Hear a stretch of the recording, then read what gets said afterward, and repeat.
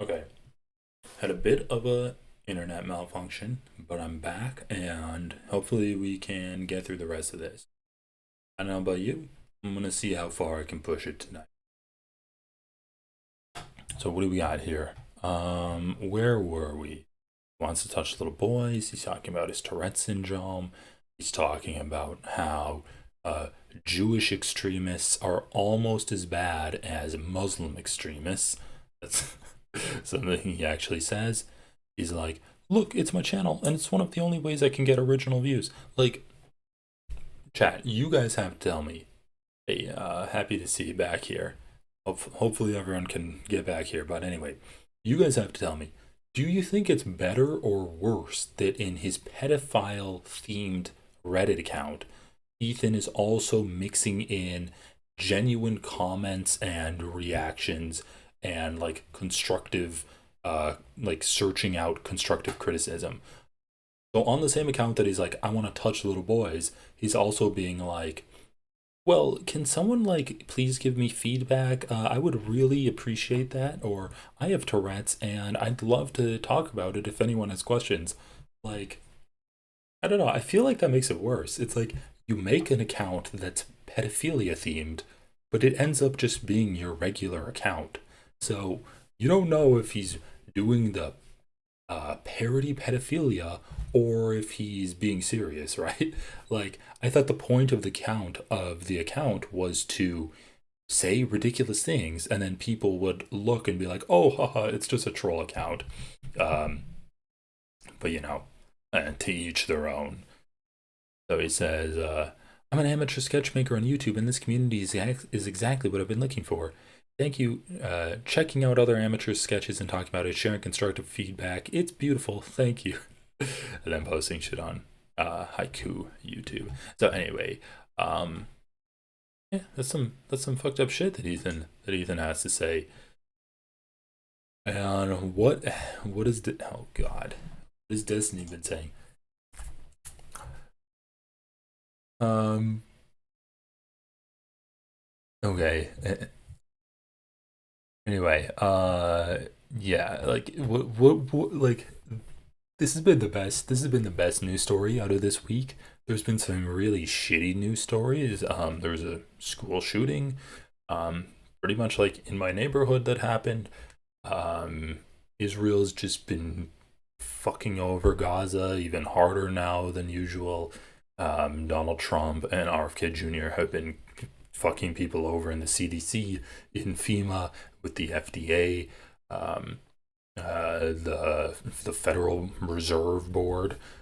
It's been bad, but it's been good to see these two liberal losers that were once friends with each other now attacking each other. Oh yeah, we never actually finished Ethan's post, so I wanted to come back to that after giving the context of Ethan Klein's actual like pedo troll account. So he's like, um, yeah, it was a thematically named troll account to post silly things from, but also post about his Tourette's and be like, ask me anything about my Tourette's, and post about his career and his YouTube sketches that he was making. So, not just silly things, it seemed to be his actual personal account that he was doing. Most of these posts are made in character. These troll stories include anecdotes that clearly never happened, including a story that references my children who were born 10 years later. Yeah. Um, Not a red flag at all to make up stories about you, sexually, let's just say, like harassing your biological children. That's always a good sign when someone makes up a story about that just for clicks, to say silly things that then get views. And he's trying to promote his YouTube channel, and I love this. Like, this is when I'm like, oh fuck, I have to cover this. He's like, I was not ashamed of it then, and I'm not ashamed of it now. Embarrassed? Fuck, I give him too much credit. Embarrassed? Yes, on par with cringing at my old YouTube videos. Well, considering your old YouTube videos were also slightly like had a strong theme of pedophilia, I can see where you draw that comparison. Yes, there are a few posts of me being a Zionist Jewish supremacist, which includes me mostly arguing with someone calling Israel Nazi Germany. Is that supposed to be a character too?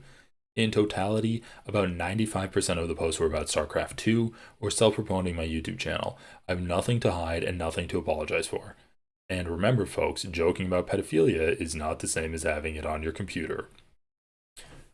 That's true. Joking about pedophilia is not the same as actually having child sexual abuse materials. However, joking about pedophilia um, is still pretty fucking bad, especially when it's not jokes. You're not like making fun of someone about being a pedophile or being like, oh yeah, and I'm sure they're like little kids. You're just making crazy stories where you're doing like pedophilia themed things. That's what you're doing. If you're not a comedian, you're just making like outrageous stories of you being in sexual situations with children.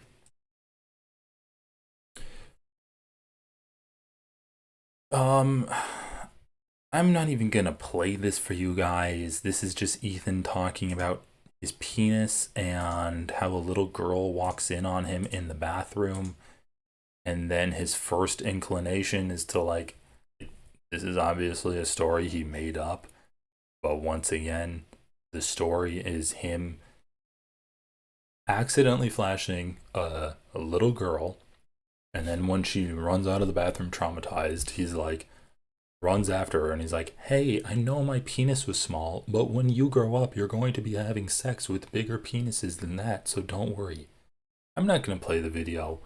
That's what it was. I don't know what he was doing, why he thought that was entertaining, but uh, at some point, when you make enough joke videos about being a pedophile, I think it's giving you some kind of kick. Pretty good tweet from iDubbbz here. It's my character. I'm the pedo troll. I come out. I make pedophilic comments all over Reddit. So fucking good. Yeah, we don't have to look at anything else here. Is there anything else that's funny? We'll try to find some more funny stuff. So we'll look at that. Actually, we won't look at that. I do want to watch the podcast today to see if he addresses anything about it. This post got 5.3 million views. That's pretty good. What else do we got here? Bruh, lol, 15-year-old edgy jokes compared to a human trafficking minors and rape. Everyone who hates me and calls me a criminal has massive skeletons in their closet. Okay, that is funny. Andrew Tate should be the last person to call someone out about sexual impropriety. What do we have from this? Oh yeah, this is so funny too. Emails my family are getting. So apparently Ethan Klein made a post being like, I want to have sex with my nephew. And then he's and then someone emailed his brother or whatever, and he's like, hey, your brother or your brother-in-law said that he wanted to molest his nephew. I just thought you should know that. And then he's like, emails my family are getting. Once again, man, like, if you make posts or comments talking about endangering children, what do you expect the reaction to be? You're like making a post, you're making a video being like, I want to molest my nephew, and then people are just like, oh shit, I'm worried about his nephew. And then he gets mad, right? Like, everything's just so backwards here.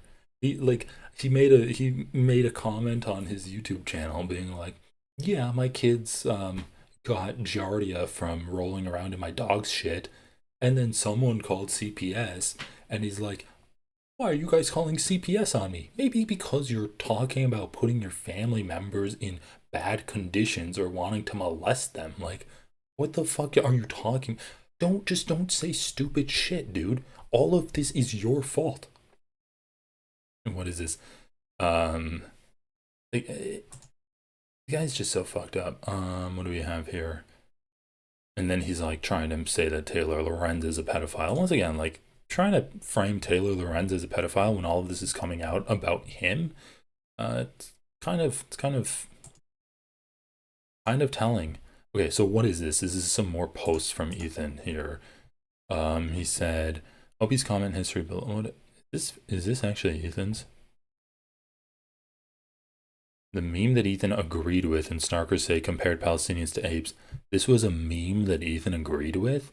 He was criticizing Israel's leadership? Why would I ever live in a tent? I have a glorious apartment not far from the... This is... Okay, this is stupid. I don't care about this. I do want to watch that. I just want to see if there's anything else. We're probably good, honestly, here. Like, I don't really care what else Ethan has to say. Like, we've known he's a weird guy that has a weird obsession with children for a while and has some weird sexual proclivities, and probably including to but not limited to scat play, and some kind of like weird anal fetish that he has, like that extends all the way to showing guests on his podcast like a prolapsed anus. Like, dude, you have a weird fetish with shit and assholes at this point. It's just so gross. Okay, I'm done covering this. I'm sorry, I can't deal with this anymore. It's nasty. Guy's a nasty bitch. Okay.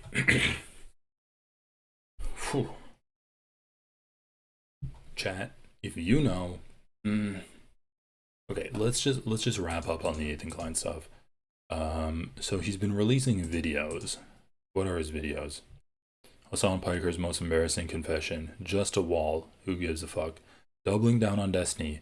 So yeah, Destiny has underage pictures of a 17-year-old girl that he was allegedly sexting with. And yeah, I can cover that, but I feel like people have done enough job on that. I mean, it's just so great to see. Oh, the one other thing that I wanted to see, Ethan Klein Destiny Instagram. This was the last thing that I wanted to see, where Destiny's oh,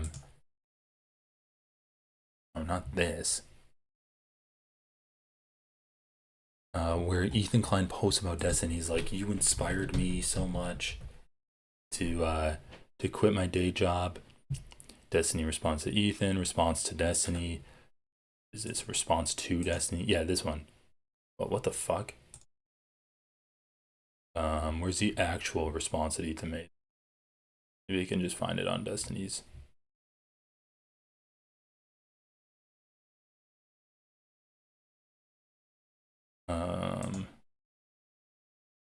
Is it? Yeah. Oh well, yeah. It's alleged for sure. I mean, Destiny stuff is definitely worse than Ethan. If it turns out to be true, Ethan's just like a weird guy. Destiny actually like seems to be the leader of some kind of sex cult. Like he lets people into his organization, into his sphere of influence by getting them to sext with him, or just like sycophantically agree with every single thing he says, like Dan Saltman and Lonerbox, which I think is actually why Lonerbox broke up with Destiny, is because Destiny was using his sex cult powers on Lonerbox's girlfriend. All right, let's go to what was this? You need help. I'm clapping and crying. Destiny's such a weird little freak, man. He's such a weird guy.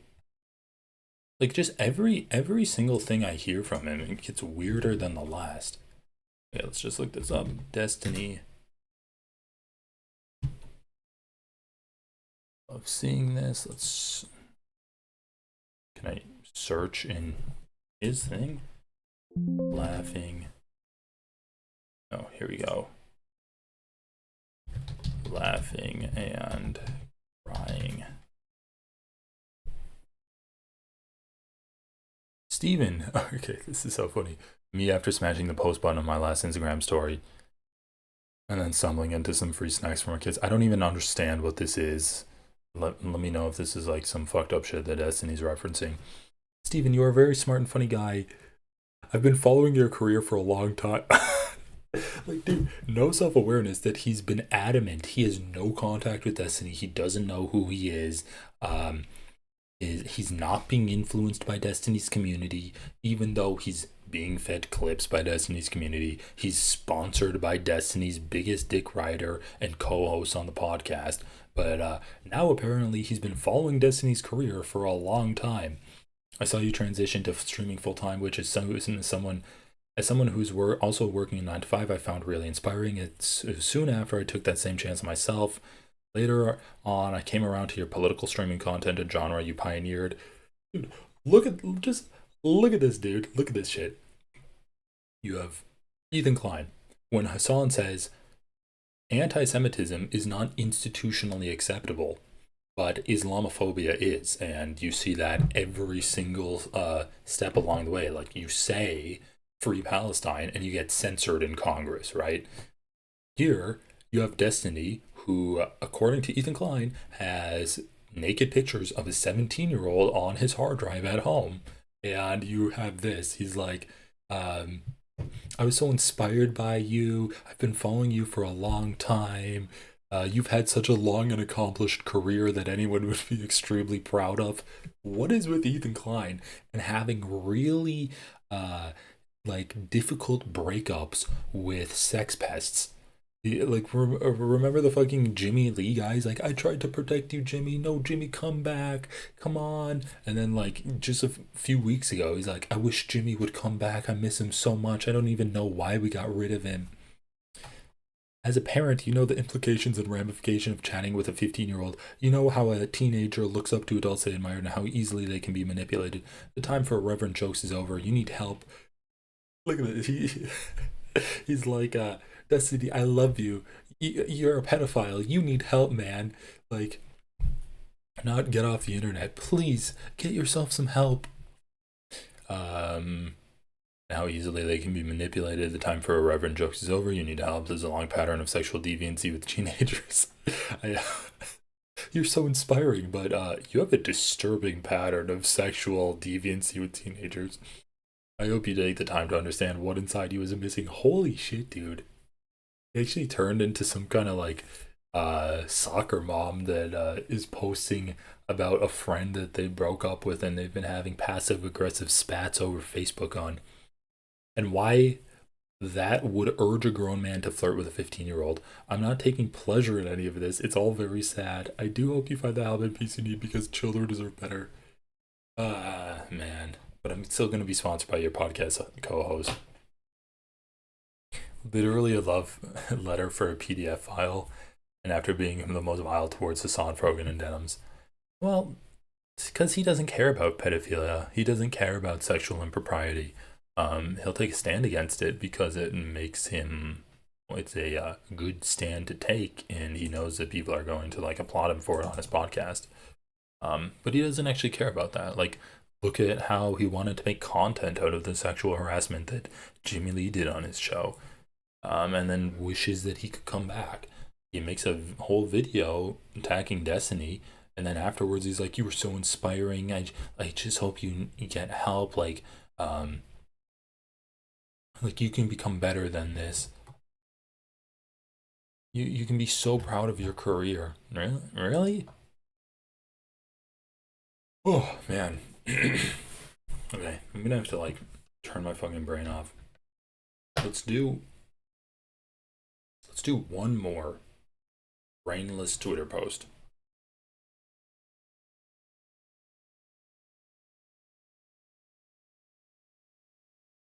Okay, so this person is in an interesting. This person like is in the TikTok sphere. An interesting position. They're doing the Unfuck America tour, and I just need to. Okay, let's listen to a few of these. So let's listen to this. Chuck Schumer, but in like the TikTok sphere. Who the fuck was like, oh yeah, I really want to hear from Hakeem Jeffries, but this time from the mouth of like a 25-year-old TikTok Zoomer. That's what I needed. That's really going to do it this time. Hassan, bitch, please. You are not going to out-progressive me. You know all those politicians you worship? Bernie Sanders, AOC, Zohran Mamdani? Yeah, well, while you were sitting on your ass streaming, I was out there boots on the ground actually getting them elected to office before they were famous. So who's the Chuck Schumer now? But Hassan doesn't know anything, and we're not DNC funded, so if you want to... Who's the Chuck Schumer now? Dude, he literally, like, did an interview with Zohran, was campaigning with him? What? Okay, first of all, you're not going to out-liberal me, or you're not going to out-progressive me. You're streaming while I'm canvassing. It doesn't mean you're more progressive. That means you're doing a different form of activism. Secondly, the point she's making is, quite literally, you like these candidates? Well, I also like these candidates. How about that, Hassan? Like, this is just performatively being anti-Hassan because Destiny's anti-Hassan. And she's like a Destiny stan. She's a Destiny orbiter. Her whole thing is, we're going to do debates like what Charlie Kirk does. That's her whole thing. That's what the Unfuck America tour is. Getting them elected to office before... So she has to take, like, the fucking anti-Hassan stance, right? But she doesn't have a meaningful difference. It's just all performative. Before they were famous. So who's the Chuck Schumer now? But Hassan doesn't know anything, and we're not DNC funded, so if you want to support our work and you want to fight back against Charlie Kirk and Turning Point USA, then please go to our website, unfuckamericatour.com, sign up to donate, sign up to volunteer, and as always, if you have questions after watching this video, send me a DM and I will help you out. Ooh, maybe I should send her a DM. That'd be fun. Looks like she does a lot of media too. But anyway, this is what I wanted to talk about too. So she's like, I'm not going to get out progressive by Hassan. And then you have this clip right here, which I think is so funny. Just completely. The infighting has always been bad, right? But I think like this new emergence of Palestine and Israel has really just completely shaken up the whole party, because it's almost as if you can be the furthest left person you've ever met. You could say, I don't want borders, ACAB, all the things, right? But if you say, I don't have a position on Palestine and Israel, then you are the enemy, right? And canceled. And this is part of the issue, is that we are finding reasons to shrink our tent. Okay, so I love this right now, right? It's like, you can be as far left as like anyone, right? You can be the furthest left person that you've ever met, which she basically says she is, right? You can say ACAB, you can be in favor of trans rights, but if you don't have a position on Israel and Palestine, all of a sudden you're the enemy, and the progressives don't want to work with you. This is what I call the Cenk Uygur argument. There's a lot of people that argue this, right? It's like, if you're not in favor of trans rights, if you attack trans people, and the left pushes back on you for that, that's actually an issue with the left. The left shouldn't push back on you for that. Because, like, they should have a broad tent, and she's going to make the argument here in a second that you should have a broad tent. But if you are not in favor of trans people, you're not actually progressive. If you're not in favor of, like gay rights, you're not actually progressive. And if you're not in favor of ending the genocide that's going on, like, let alone the apartheid state and talking about like a one-state or two-state solution, that's irrelevant. If you're not in favor of ending the genocide, and guess what? That is an opinion on Israel and Palestine. Ending the genocide is an opinion on that. That's not a progressive position. So I just find it endlessly ironic that this woman is saying, I'm the most far left person. I'm the most far left person, or you're not going to out progressive me, Hassan. I was canvassing. And then in the next moment, she's being like, well, if you don't have a position in Israel and Palestine, the crazy lefties are attacking you and saying you're the enemy. So she's like a progressive except for Palestine, essentially. And I'm not even going to let her make her argument. She's like, oh, if you don't support Zionists, then that's how you get Trump. Yeah, well, maybe the Zionists should go with a popular position. Like, Dude, this is so stupid. For literally everything else, people will criticize Democrats for going with unpopular positions, right? They're like, well, they put trans people front and foremost in their campaign. They campaign on such unpopular positions, such as I don't fucking know, like giving people first-time home loans and saying that you're not a woman, you're a birthing person. Those are so unpopular, and the majority of America thinks they're unpopular. Okay, so you can criticize Democrats for that kind of shit, but you're not going to criticize Democrats for campaigning in favor of Israel when that is massively unpopular and did have, like, sure, it wasn't the difference maker, but there were a lot of factors that went into Kamala Harris losing the election to Donald Trump, and that could definitely have helped her. That was definitely one of the factors that caused her to lose. And so, where is all of this criticism of Democrats and campaigning on weak issues when it comes to Israel and Palestine? Suddenly, it's the fault of the voters for not voting for the Democrats. It's not the vote. It's not the fault of the Democrat, because in the minds of these liberals, they always want to serve to push the Democrats away from the left. And so, when it's a centrist issue, when it's a Democrat campaigning on an issue that is perceived as leftist, that's an issue with the Democrat. But when they're campaigning on an unpopular issue that they perceived as being centrist, then it's an issue with the left, right? So it's always pushing away people from the left. It's an issue with the voters if they're not voting for something that's too centrist. But if it's centrist not voting for something that's too leftist, it's an issue with the Democrats running on that campaign issue. That's what the point of this is.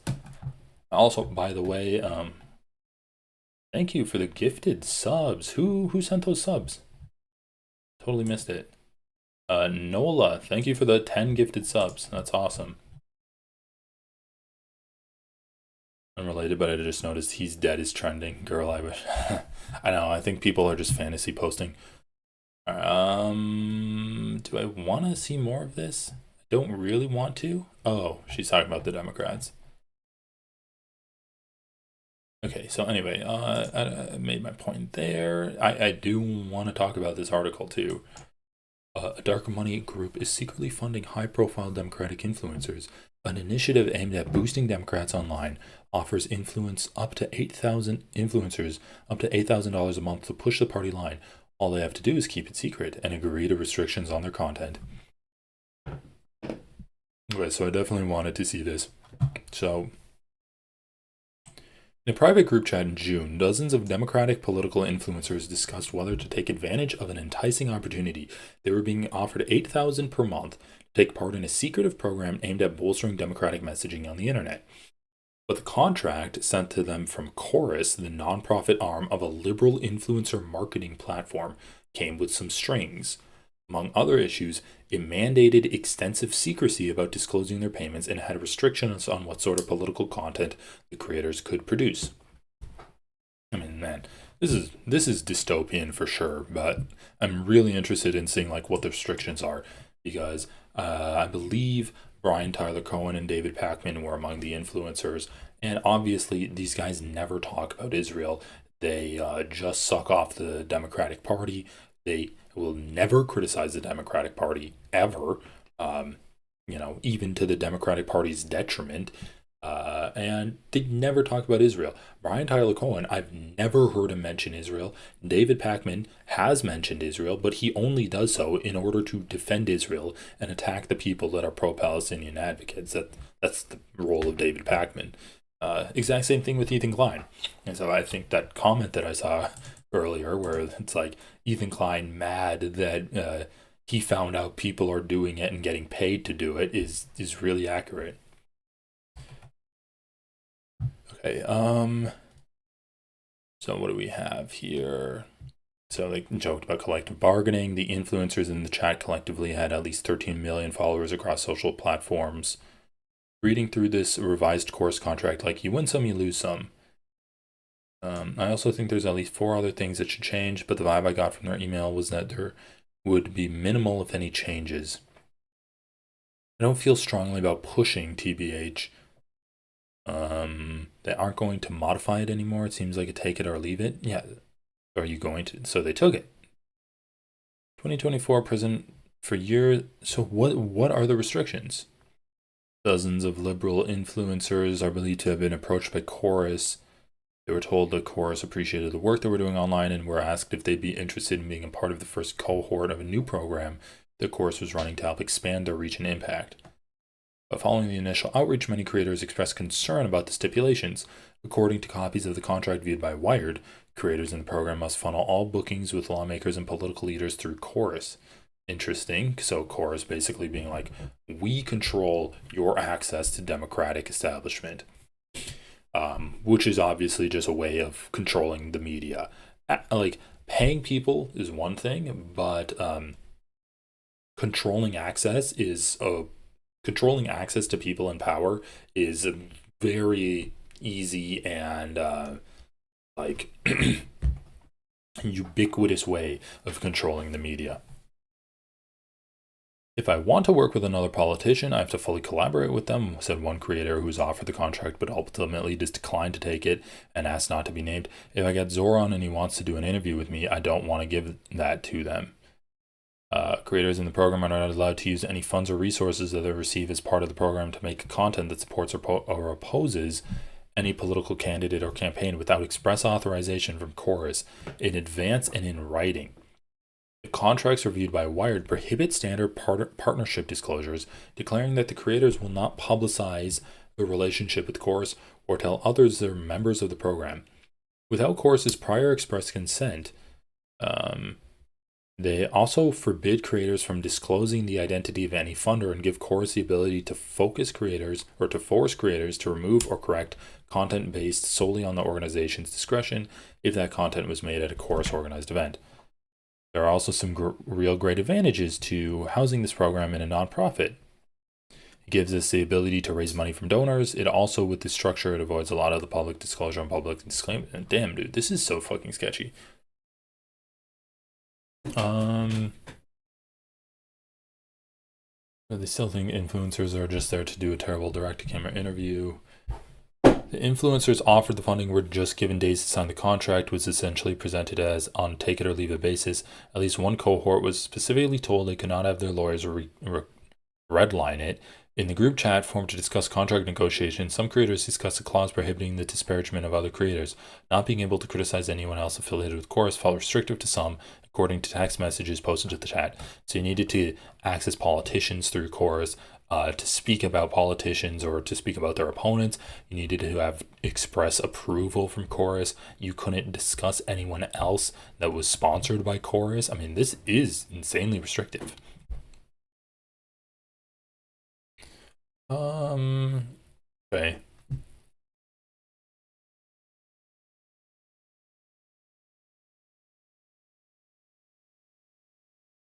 Ugh. In a weekly series titled Good News in Politics, 6 creators in the program shared a collaborative video running through political wins. God damn, bro. This is a fucking brain rot for liberals. What's... Okay. Like, I'm trying not to be that negative, but there's such serious... Oh. Kat Abugazela was in Chorus's website. Included in fundraising decks without her consent. She asked that our image and name be removed and no longer used for fundraising purposes. Damn. So they were appropriating her image to try to get more progressive people to go with Chorus and I guess believe the things that they're that their sponsored content creators were saying. I mean, yeah, this is like it's so insane. You have Charlie, you have senators doing fucking podcasts, talking with Ted Cruz, going on the randomest white supremacist podcast you can think of, where it's just like 2 guys in their basements that haven't showered in weeks. And they're interviewing fucking Ted Cruz, or interviewing Dan Bongino. Fucking Pete Hegseth is going on there talking about his date rape stories from college. And you have to have this non-profit, liberal media marketing company gatekeeping access to Democrats. Like, this is what the fuck are the Democrats doing? This is why you need shit. Like, this is why you need shows that criticize Democrats. Because this is, what are they doing? This is not how you actually disseminate information to the American people. This is not how you make yourselves more accessible. This is not how you make yourself more aware of the issues that your constituents are experiencing, by literally having like a fucking paid marketing machine of a middleman specially curating these content creators so that you're asked the most simplest and lowball of questions possible. This is disgusting, man. I need more of this shit where like Alyssa Slotkin goes on Breaking Points and gets absolutely reamed. Anthony Weiner goes on to Adam Friedland's podcast and just gets mocked to his face. Hassan talking with, I mean, Hassan, let's be honest, not the best interviewer in the world. Even like what's the fucking guy, Andrew, not Andrew Tate, but Andrew Callahan, when he did the interview with Joe Biden's son. Joe Biden's son just went off. Like, more of that, please. Just let's just like get politicians talking to people again. It's just so disheartening to see that this is the tactic. They're like, we need a Joe Rogan of the left. Let's specially curate it so that we can have a completely artificial, like, yeah, these people amassed big followers by themselves, but now let's neuter them and take control of them. And then like restrict what they can and can't say. Okay. I'm too fucking tired to read through this. Yeah, like, god damn, dude. Like, fucking. Like, if the Democrats.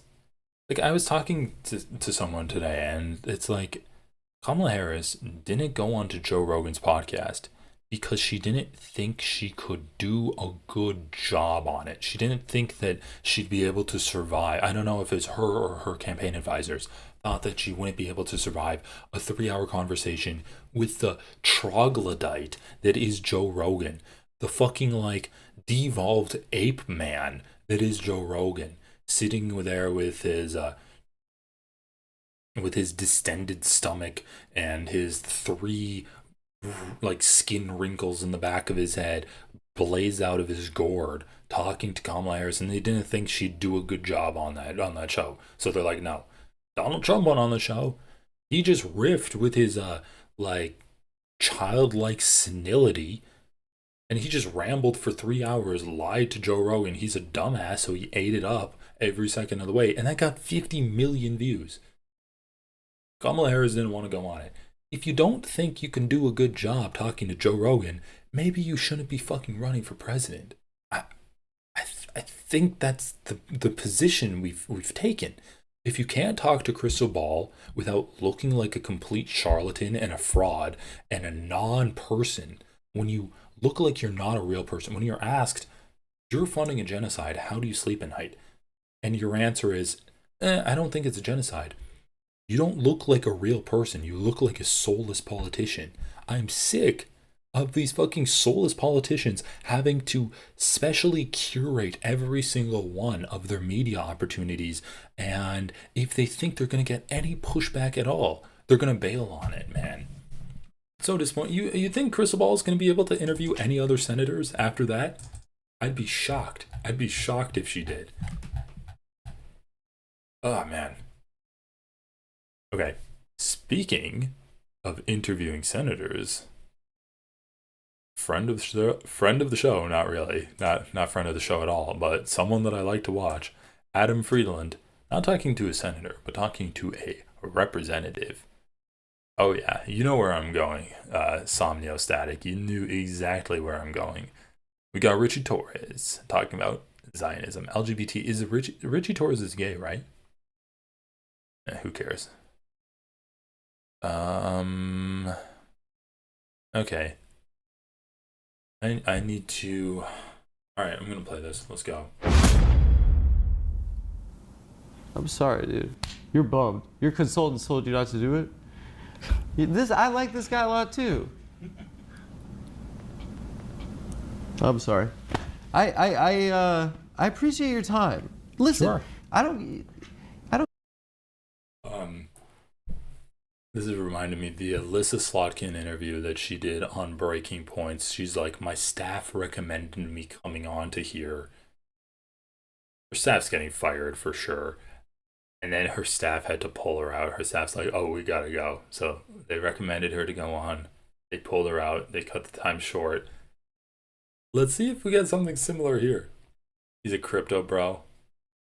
Yeah, remember Richie Torres sent a letter that was just a compilation of like internet troll clips of Hassan, like out of context clips of Hassan, and he told some aide of his to compile it into a letter and sent it to Twitch.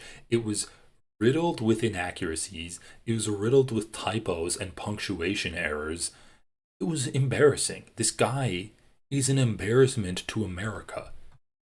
Okay. Let's get into this. Hold on.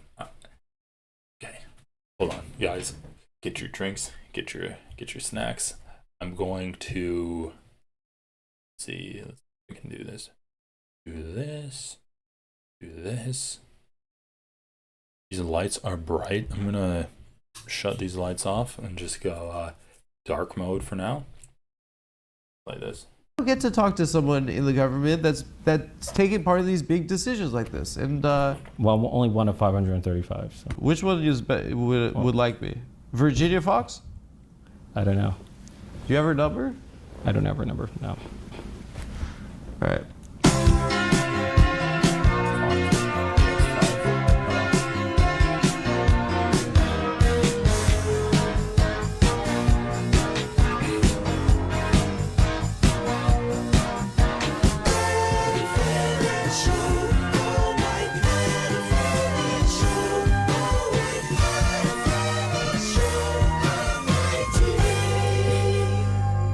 Skeleton with the hair on it. That has to be a reference to Frasier, right? Maybe the font's different, but Frasier. Like the little actually the font looks pretty similar too. The little sketch of the Seattle skyline. I feel like it's a reference to Frasier. Welcome to the Adam Friedland Show. I'm Adam Friedland. As always, thank you to our members and our patrons, the people that support our show. If you'd like to support our show, there's a link in the description of this video below to become a member, which gives you early access to all of our episodes. And there's also a link if you prefer to use Patreon in the description as well. And as always, guys, there are 2 additional tiers for those of you who'd like to get your name in the credits. This week, my guest was Richie Torres from New York's 15th District in the House of Representatives. I'd heard of Representative Torres, but before I researched for this episode, I'd never heard of his backstory. And frankly, it's kind of inspirational. I mean, he grew up in public housing, single mother, a minimum wage. He realized he was gay in elementary school. He attempted to take his own life in college, and he came back from a mental health crisis and became a member of the New York City Council and a member of the United States House of Representatives. He's the first gay black man in Congress. I mean, it's kind of like a movie. This is like I don't know what this is. It's kind of like it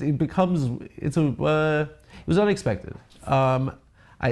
Representative Torres has been referred to as Israel's loudest advocate in the House of Representatives. And prior to this interview, I wanted to have a conversation that didn't resemble like a point-counterpoint, just screaming match like we see online all the time. I wanted to try and get something different. And to be okay, so I think I've seen like a clip of this interview, and I do appreciate how what he did was basically just say like, yeah, like we're not gonna debate this. Like, this is fucked up, and I'm not gonna give you room to justify what's happening. Like today, I'm fortunate enough to be surrounded by friends and family members who are 100% on my side that what Israel's doing is horrible, it's completely unjustifiable, and you don't have people being like, but Hamas. And today I was talking to some guy, and he's like, but Hamas. He did the but Hamas thing. Yeah, they're bombing hospitals, but Hamas has tunnels under the hospitals. And the issue is that, like, this isn't a debate. And so if you allow it to be a debate, that's not the right, like, you're doing a disservice to the conversation if you're even letting someone try to refute what you're saying or try to justify what Israel's doing. Because Israel is not fighting Hamas. They're not bombing the hospitals to try to get Hamas. They're bombing the hospitals because they want to cleanse Gaza of Palestinian people. They want to ethnically cleanse Gaza of Palestinians, which is a form of genocide. They're doing genocide on the Palestinians. That is the point. If you ever get in a conversation with someone and they say, well, Israel's trying to get the hostages back, that's not true. Hamas has had a peace deal on the table for the past week and a half. Israel has completely ignored it and instead gone forward with their complete occupation of Gaza City, which is the biggest city in Gaza with over 1 million people in there right now. And they want to push all of the people in Gaza City out of the city. They want to evict all of them and more than likely kill them. They want them to die so they don't have to worry about relocating them and making Egypt take them or Lebanon or Syria take them or whatever. Trying to kill all of the Palestinians, trying to get them out of Gaza any way they can. It's not a conversation. Israel is doing an ethnic cleansing. That's the point. They're not fighting Hamas. If people bring that up, just be like, the point isn't to kill Hamas. The point isn't to get the hostages back. It's to do an ethnic cleansing. You bring that back to the actual intent of Israel. It's the stated intent. It's the perceived intent. Like, you can perceive their actions and see that that's what they want to do. And it's the actual effect of their actions as well. They're starving Gaza. They're killing Palestinians when they go to food checkpoints. They're bombing every single point of infrastructure regardless of Hamas. They've broken every ceasefire that they've engaged with. They've refused to participate in ceasefires every step along the way. They've explicitly stated that they want to ethnically cleanse Gaza. That's their endorsed plan that Trump and Israel came up with together and simultaneously endorsed. That's what's happening. It's a fact at this point. And so, I don't know. We'll see what Adam Friedland does, but I'm just so over the idea of debating Israel and Palestine. I think it's sometimes a fascinating look at how humans can rationalize completely evil actions in their minds. When we look at liberal Zionists, like the J Street guy, like the head of the ADL, talking to Mehdi Hassan, talking to that one sweet woman that was interviewing him. I think that's fascinating, but ultimately it's unproductive because I guess you can debunk them, but I don't know, my videos aren't going to get as much views as his videos and his speech got. But I don't know, maybe if I can help inform you guys about how to deal with these conversations, some minds can be changed. But yeah, I'm over debating it. To be honest with you, when I became emotional, and it fell off the rails, and I wasn't able as an interviewer to get it back on the rails. I mean, there were multiple topics that we didn't cover at the end. It was frankly, it was exhausting for both of us. And it felt like it was a gotcha, and I'm an activist, and this is how this conversation goes nowadays. And so while I didn't get what I was initially, looking for, I kind of still feel like it's important. I stand by what I said. And Fuck. even if I'm like being, my voice is high. Oh, God. Don't like. I mean, I think it's important to say what I said in the interview, and so I don't know what it is. I mean, at a certain point, I don't even know if it's an interview, but I hope you make of it what you will, and next week we're gonna have like really, it's gonna be so funny. But this one I think is it's gonna be a different tone, and enjoy. All right, I don't know if I look creepy right now in the dark. Those lights were just so bright. I was literally sweating with all of them on, and I need to give my eyes a break. Ladies and gentlemen, Congressman from New York in the U.S. House of Representatives, Richie Torres. Everyone, make some noise. I can't. Hello. What's going on? Hello. Well, I got two issues. First of all, your district is Yankee Stadium. That's one of your I constituents. represent Yankee Stadium, yeah. And I asked you how the Yanks were, and you were like, I'm not. You didn't. So I love the Yankees, but I'm not a huge baseball fan. You just turned it And I'm off. not going to pretend to be a baseball fan. What about the zoo? I love the Bronx Zoo. Okay. Botanical Gardens. Do you consider the animals your constituents? I consider the Bronx Zoo indistinguishable from the United States Congress, yeah. Oh. Does that crush in, like, if you say it to another guy in Congress? It crushes nowhere because if I had any comedic talent, I probably wouldn't be in Congress. What do you mean? Yeah. You want to be a stand-up But when I comedian? was a kid, I was a fan, not of baseball, but professional wrestling. Really? Yeah, I was a Oh, huge we're the same age. fan of Attitude The Rock. Era. The Attitude Era. Oh So my I started God. watching in 1998. We had it so Stone Cold good Steve at the Austin, time. The Rock. I thought that was the golden age. Mankind. All right, I'm gonna try to parry this. So was I. Yeah. Yeah, that we were And I watching did Raw. a huge Rock Jesus. impersonation when I was a kid. Like I was, I used to. I like knew of you as a congressman, but Yeah. I didn't know your backstory. And I mean, goddamn, wow. I mean, it's an incredibly inspirational story that you and have. unlike George Santos, I have a true story. That's your op. That's I have the I have enemy. no OnlyFans account, but I do have a actual. Did he biography. have Get an an OnlyFans OnlyFans? Oh, yeah. account. In Congress? I'm not sure if he had it, but certainly it was generating income. He for would him have been after. the first. I mean, Who knows? I mean, I'm not He would have closely. been the first I'm not member of closely Congress. following the OnlyFans accounts of every it member of sounds like you Congress. so- can't stand this guy. No, just No. I want to. Do you miss him? He was pretty funny. He was endless source hilarious. of comedic enjoyment. Yeah. His tweet right before jail was amazing. Yeah. He's like, the curtain closes, like Yeah. she walks off stage. Wait, he's in jail? He was a real ham. Oh, what the fuck? George. Yeah. He Yeah. was But he was a complete fraud, right? total fraud. Holy Yeah. shit. Yeah.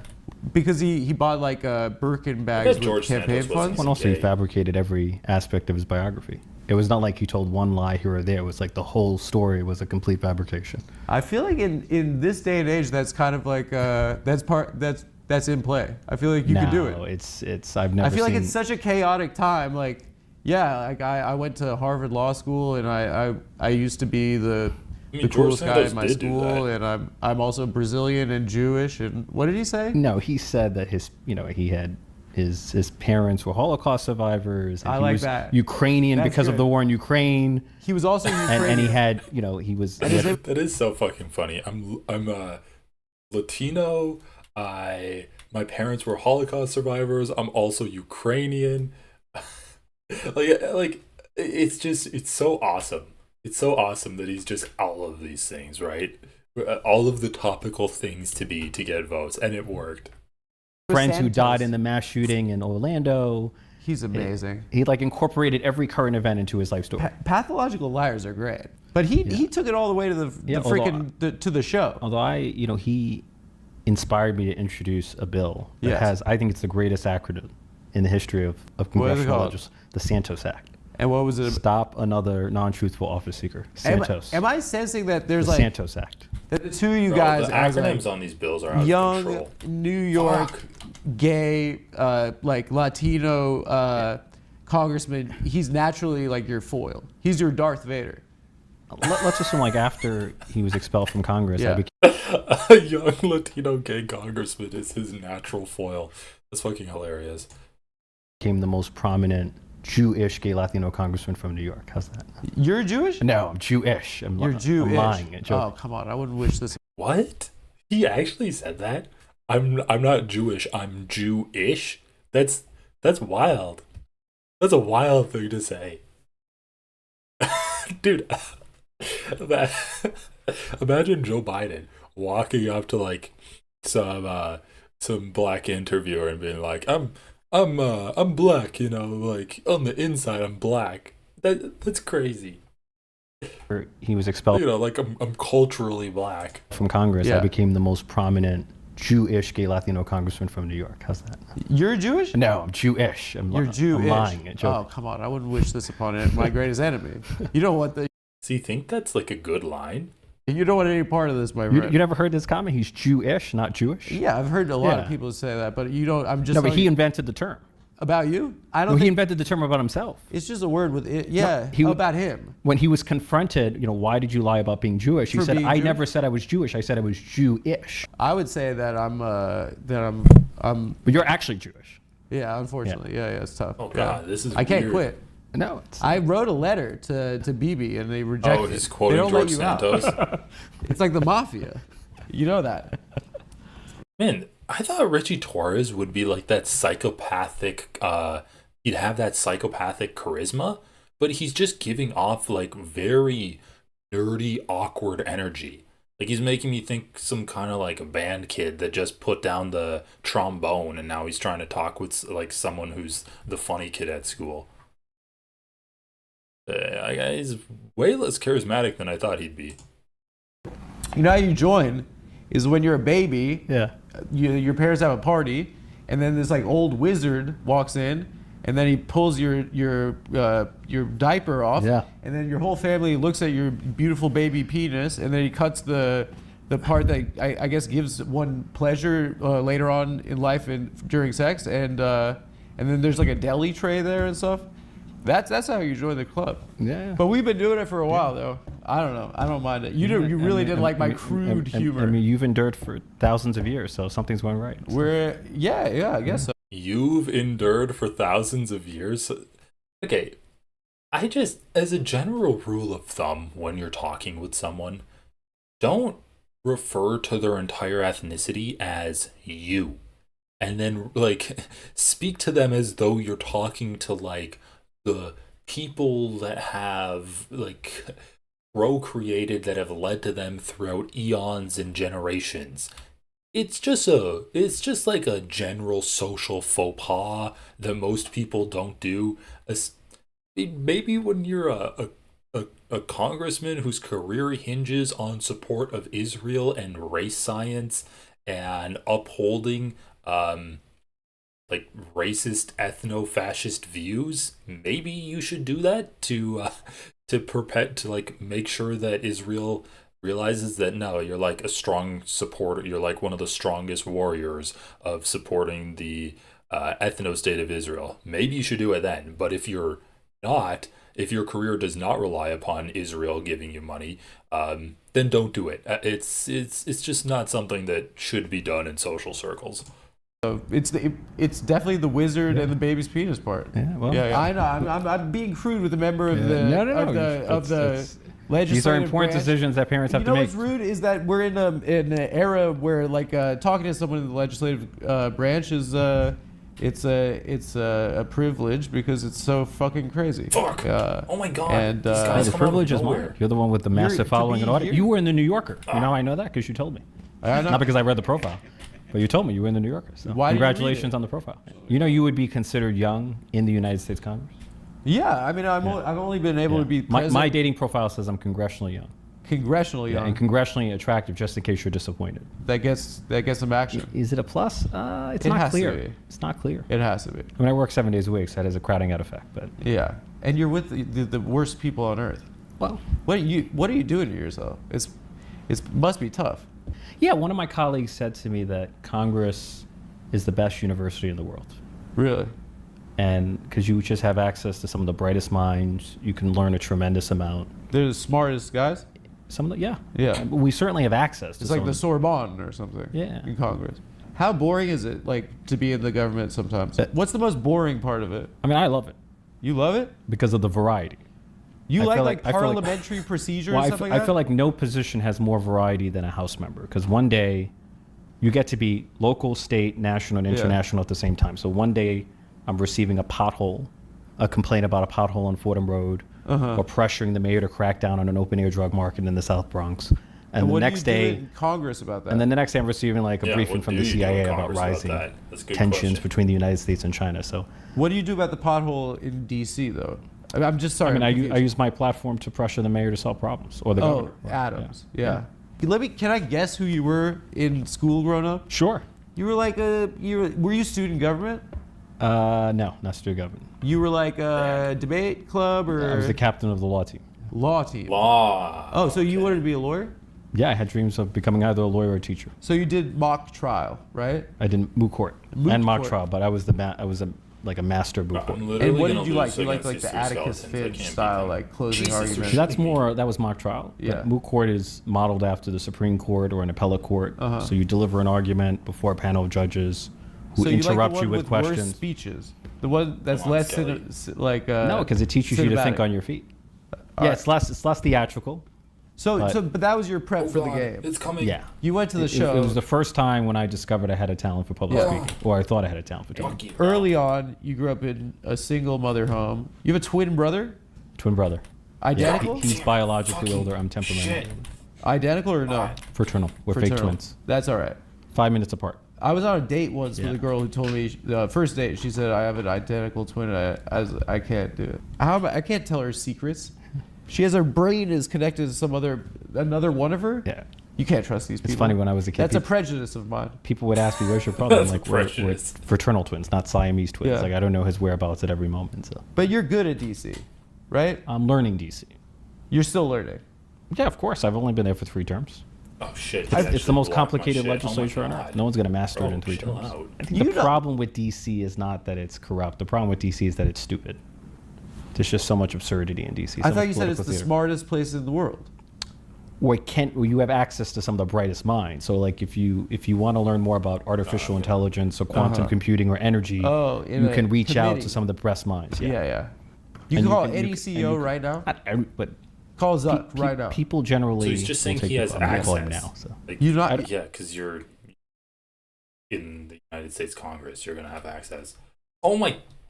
I don't know. Your him, boys so. was up. I You don't said know. I'm not calling him now. You You have his number. Jesus Well, I don't know. Christ. So Never met him. what CEO is your best friend? What's the I best can one? mention who's my best friend. How many CEO friends do you have? I don't have many CEO friends. Well, you said you could call anyone on the phone at any time. If I had a question about like AI policy, I probably could get a meeting with a CEO. Yeah, that's true of any member of Congress. Yeah. Did you grow up in the Brought up district you the AI represent? example. My twice father's now. from Mott Haven. I'm from Throgs Neck Houses. So I grew up in a public housing Yeah. development in Throgs Neck Houses, right across the street from what was formerly Trump Golf Course.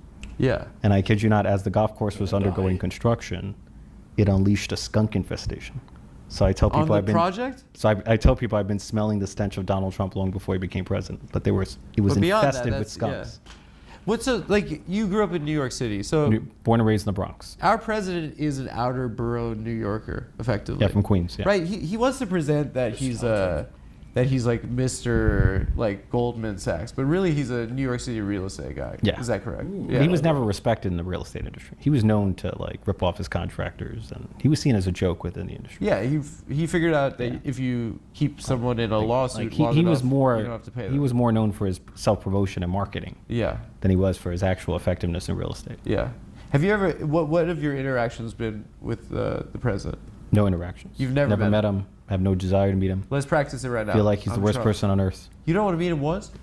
You're in the government though. You got to meet the president. He's the devil. He's the devil. He's the devil. You got to have a good burn for the president. Let's practice. I'm Okay. Trump. What's up? I'm Trump. Nice to meet you. Yeah. That's your no. You just bombed.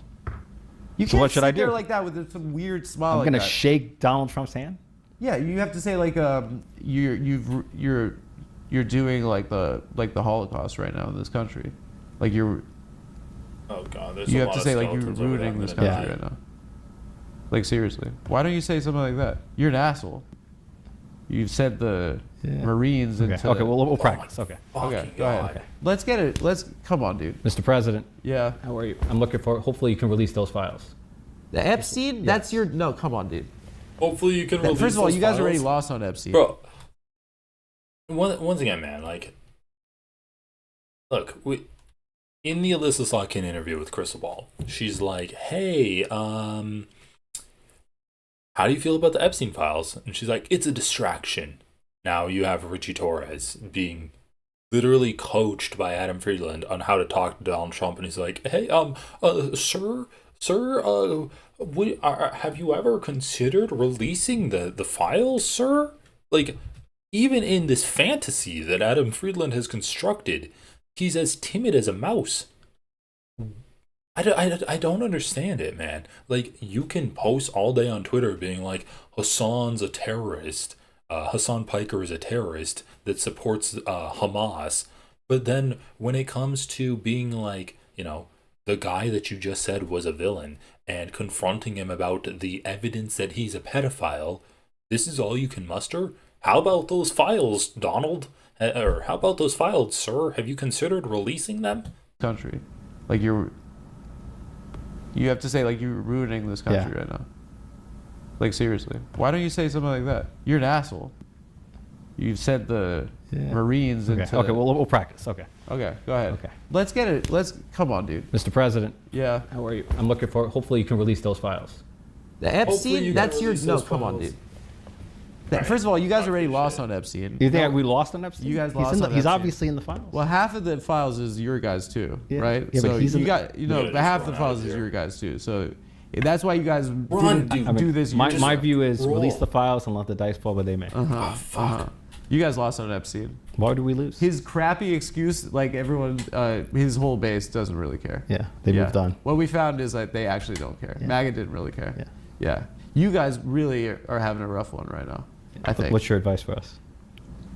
I don't know. I mean, you're one of the guys, so You're one of the guys. I'll tell you what I'm seeing. Yeah, right. Please tell me. I really wanted to give you your whole story about where. You want me to tell my story? No, because I want to talk about this. But, okay. You clearly don't want to hear my stories. I've been trying to toss it to your story, which is that's a Hallmark movie. We'd open this up like this guy's. You're the first. Bro, okay. The Epstein files is the easiest layup for the Democrats possible, and they dropped the ball on it.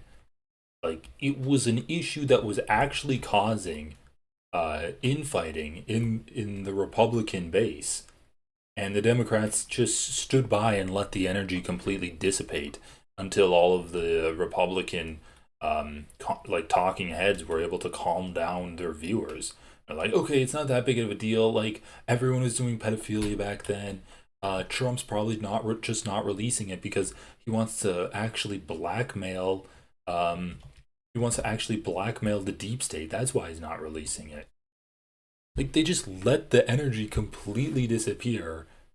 Yes, they lost on one of the easiest issues of this generation, at least of this presidency or of this politician in Donald Trump.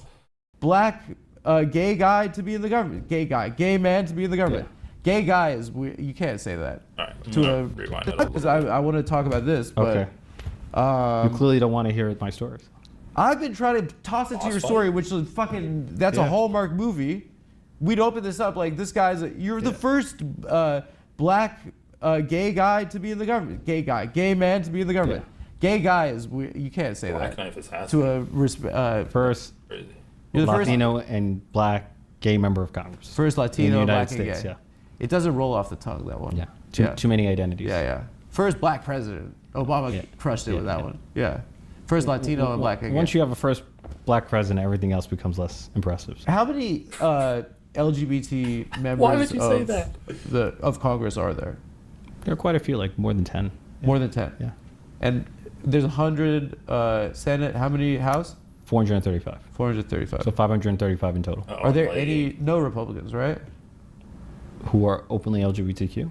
Oh, you're saying none of them. You're spilling the tea right now? Whoa, that took a lot of my running joke is the LGBTQ caucus is the only caucus that can expand without winning an election. We just have to take members out of the closet. Would you do that? You were in the closet in your life, right? Like, what are the ethics there? It's really interesting because, like, would I out members? If you see a closet gay Republican, like advocating for something that is, would I out him? Well, it's advocating for like taking away gay marriage or something. Like, what's the rule there? Because you were in the closet yourself as a young man, and it's a painful thing, I would imagine. Yeah, no, you have to go through the. Yeah, it's a process. You found out in middle school? I realized that I was a gay in middle school. When was it? Titanic? Leo DiCaprio? No. No, I didn't realize at all. When It's not Leonardo DiCaprio. What? How was it? What was it? I forget exactly how I realized, but You forgot? No, you don't forget. You got to have a better story. You're a politician. Titanic, Leonardo DiCaprio. I'm not often asked about my coming out story in the Bronx, so. Why not? It's an interesting story, Yeah. right? And like you're Puerto Rican. Fuck, I'm gonna die. Was you were afraid of experiencing homophobia in your community, or? Yeah, I grew up in the projects, so it's a machismo environment. And what about in your family? Was there when did you come out to them? What 16. the? God 16. damn it. Yeah. And was that when you Basic. came out? No, then I came out gradually over time, and then when I ran for office when I was 24, I decided to be out to everyone, to run as an openly LGBTQ candidate. But That was back in 2013. when you were at school and stuff, you didn't tell people that you were gay, or? Yeah, I was telling more and more people over time. I thought you were at an assembly or something. Yes, I was at a debate competition where I said I was a gay American. So that's God. I had counts like a- as coming out. Isn't that like a Jim McGreevey moment, though? Remember he said I was, as a gay American? Yeah. He gave the speech. And that's such a dated You're reference. a kid coming out of the closet. Don't diminish that experience. Yeah, it was back in. No, that's your story. Why would you say that was just a debate competition? It has to be scary. No, I agree. It was terrifying. Yeah. What led you to do it at debate? Yeah. I don't know. It just felt. It's interesting. Did you see something that you were like? Yeah. So I was browsing through MySpace. Yeah. And I ran into the profile of a teacher who identified as gay, and it was the first time I knew of a person in my social universe who was openly LGBTQ, and so I approached him. And Your social universe? You chilled with your teachers? or people in the world I knew, I guess. You were I had socialized you hung my out with teacher. adults. I did feel not like growing socialize up. my teacher. You Yeah, hung yeah. out with adults. No, so it was the first getting to adult the or person that was part of it. openly gay. Yeah, because I grew up in a world where no one was openly gay, Yeah. and I just spontaneously came out. It was the first time I ever had Yeah. acknowledged my sexuality to someone. Do you feel like sharing your story, and making it all the way to Congress, that has to be an inspiration to people that grew up in a place like that? Yeah. No? That must feel good, no? It does. So why are you diminishing it on the I'm show not right now? diminishing it, but I feel. You should be proud of that. I was in the New Yorker yesterday. You were.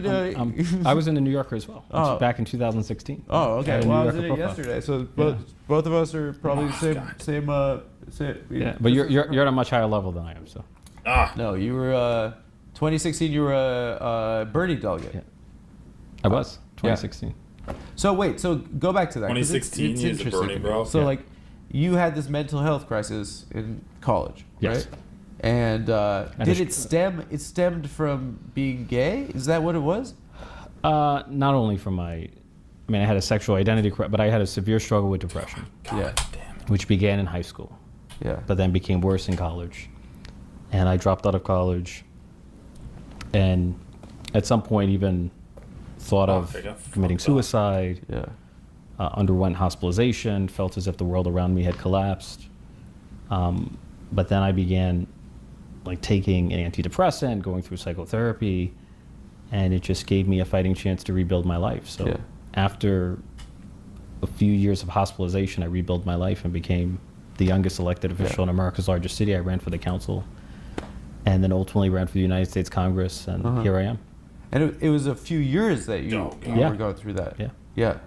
And what did you do? Once you got out? How did you restart your life? Well, instead of going back to school, I went into politics. So I was a housing straight organizer. to politics Yeah, from I that? was a Like a housing light organizer. Thank Or New York you City for the Councilor super of chat.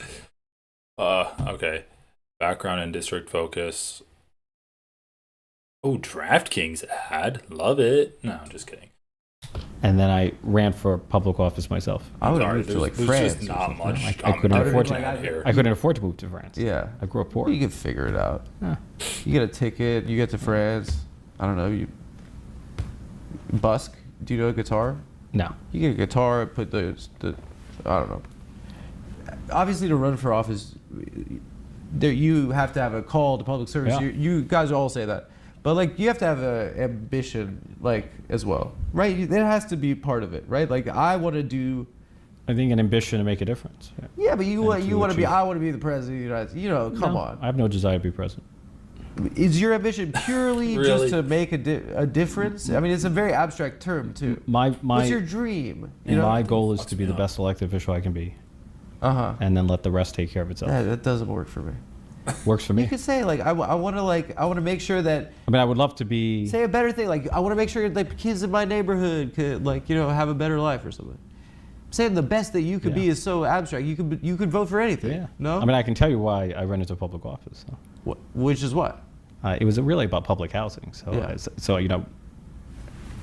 Born and raised in the Bronx, spent most of my life in poverty, and raised by a single mother. We raised 3 of us on minimum wage, which in the 1990s was $4.25 an hour. It's ridiculous. But the most formative experience of my life was growing up in public housing.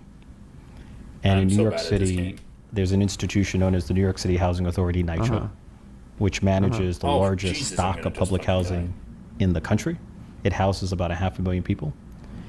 And it's been so chronically underfunded by the federal government that it has a capital need of $80 billion and counting. And is that issue something that affects your constituents? Because you represent the poorest district and in I America. represent one of the largest concentrations of public housing in the country. Yeah. Yeah, just And so you have Holy shit, asthmatics that makes it who are so much struggling easier. to breathe in their homes. You lived In in the face of- unsafe circumstances as well, right? Yeah. I mean, I grew up without heat and hot water, molded conditions, leaking conditions. Like these conditions, the living conditions of public housing have become a humanitarian crisis. And I think if NYCHA were a city unto itself, it would be the largest city of low-income Black and Brown Americans in the United States, and it's the forgotten city of New York. in representing the poorest district in America, one of the smallest districts too, right? The most contiguous and compact district, and it was even more so before redistricting. And you have a third of your district lives under the poverty line. Is that correct? It's the lowest income district. About a third of the district is enrolled in SNAP. 70% is enrolled in Medicaid. About a third are born in other countries. Is that correct? Significant immigrant population. Yeah. What is the mandate that you have in DC representing those people? Is to make government work for the Bronx, to protect critical programs like Medicaid, SNAP, Medicare, Social Security. Is that what you carry All with that you shit is when getting you're cut. in Congress? Is that what you consider when you're like in a committee hearing or something? Everything should be centered around the Bronx. Yeah. And for me, the Bronx is not only where I live, it's who I am. Yeah. I tell my constituents, even when I leave the Bronx for Washington, D.C., the Bronx never leaves me. The most important lesson my mother taught me is never forget where you came from. And I'm from the Bronx. And I've lived in the Bronx my whole life, and I probably will die in the Bronx. Guys, DraftKings Casino has your playbook for gaming action all season long. Play thousands of popular slots for a shot at jackpots. Over 400 million has already been awarded. Oh no, that's a lot, guys. And don't get me started on Huff and More Puff. New players get 500 spins on, of course, Huff and More Puff. Over 10 days, download the app, use the code TAFS to claim your spins after your first $5 wager. Get in the game with DraftKings Casino, home of the largest jackpot. And of course, Huff and More Puff. Of course, you get spins on Huff and More Puff. Let's go! Get in. Okay, Huff and More Puff. No, don't go to DraftKings. It's a gambling website. I don't know what this mood is. Is that drugs or something? Like ED medicine? That target specific health concerns with 100% federally legal THC blends. They'll deliver them discreetly to your doorstep. That's awesome, right? And you get 20% off your first order at mood.com with the promo code TAFS. Guys, I've tried a bunch of their gummies, and it's wild how different each one feels. Their Sleepy Time gummies knock me out in about 15 minutes flat. No hangovers, no grogginess. I wake up feeling amazing when it's sleepy time. And don't get me started on Epic Euphoria gummies. They're perfect for those days when nothing's going on, right? When nothing's going. Don't get me started on Epic Euphoria gummies. They're perfect for those days when nothing's going right and you just need to hit the reset. All right, we're skipping that. Back to the episode. Nice. I think that's not my first dungeon I cleared. Second. Something interesting that's happened in the Bronx is in the last general election, from what I understand, there was the largest swing towards the Republican Party. One of the largest. In 2012, Yeah. Barack Obama won 96% of the vote in New York 15 in the Bronx. Yeah. Flash forward to the 2024 election, there's a more than 22-point swing toward Donald Trump. Why is the Democratic Party losing the most vulnerable people in America then? What do you attribute that Well, to? the Democratic Party is hemorrhaging support among working class people of color throughout the country. Why is that? Occam's razor holds the simplest explanation is almost always the best. The simple explanation is inflation and immigration. Yeah. We had the highest inflation in more than 4 decades. So if you're paying double or triple the cost for groceries and gasoline, you're going to lash out at those in power, at the establishment. You say that the incumbency is just bound to lose that election, Biden. If Biden the or incumbency Kamala. is perceived as failing, yes. Was there a way to win that election against Trump? I mean, If inflation is Kamala so Harris bad, is it wasn't impossible to win that technically election? incumbent. Rare opportunity. The to not odds be were stacked incumbent. against us because Yeah. of inflation and the mismanagement of the migrant crisis. What? But Yeah. The mismanagement of the migrant crisis? Dude, Joe Biden. Oh, man. Joe Biden deported tons of people. The border was not open. He passed a border bill closing down the border. Yet he even built the border wall. The only mismanagement of the migrant crisis was the messaging that the Democrats had, where they completely gave in to the rhetoric that, yeah, migrants are ruining this country. But then what are you going to do? Because the Democrats are never going to go as far as the Republicans in terms of demonizing and dehumanizing immigrants that are coming into the country. They're not going to build maybe they're going to build concentration camps, but the Republicans are building concentration camps. They're basically just saying that all of these migrants are murderers. They all need to go back. Even if you're a legal migrant, even if you came in legally, the Democrats are never going to outflank the Republicans, but their solutions were no different than Republican solutions. You didn't hear a single Democrat be like, yeah, we have an immigration crisis. We need to do immigration reform so everyone can come here easily and legally and orderly so that we know everyone who's coming in here. That would satisfy so many different boxes. That would satisfy pro-immigrant people. That would satisfy the pro-law and order group that at least claim that they're only against immigrants because of the legal methods in which immigrants come into this country. The only people it wouldn't satisfy are the racist people that want to vote for the Republicans because they know that if a Republican gets into office, they're going to further the white supremacist project that a lot of the Republican voter base has. So, you're not going to get the white supremacists as a Democrat, but you can get a lot of the other people on board with sensible immigration policies. if we had the benefit of a full primary process, Shit, there's a lot of these fuckers. and if we had a stronger general election candidate, maybe we could have won. But I don't know for sure. But Donald Trump is a fatally flawed candidate, so maybe we could have won. You're a member of the least popular Congress probably of our lifetime. I think we are. Probably. We're less popular than colonoscopies. It sucks, dude. Yeah.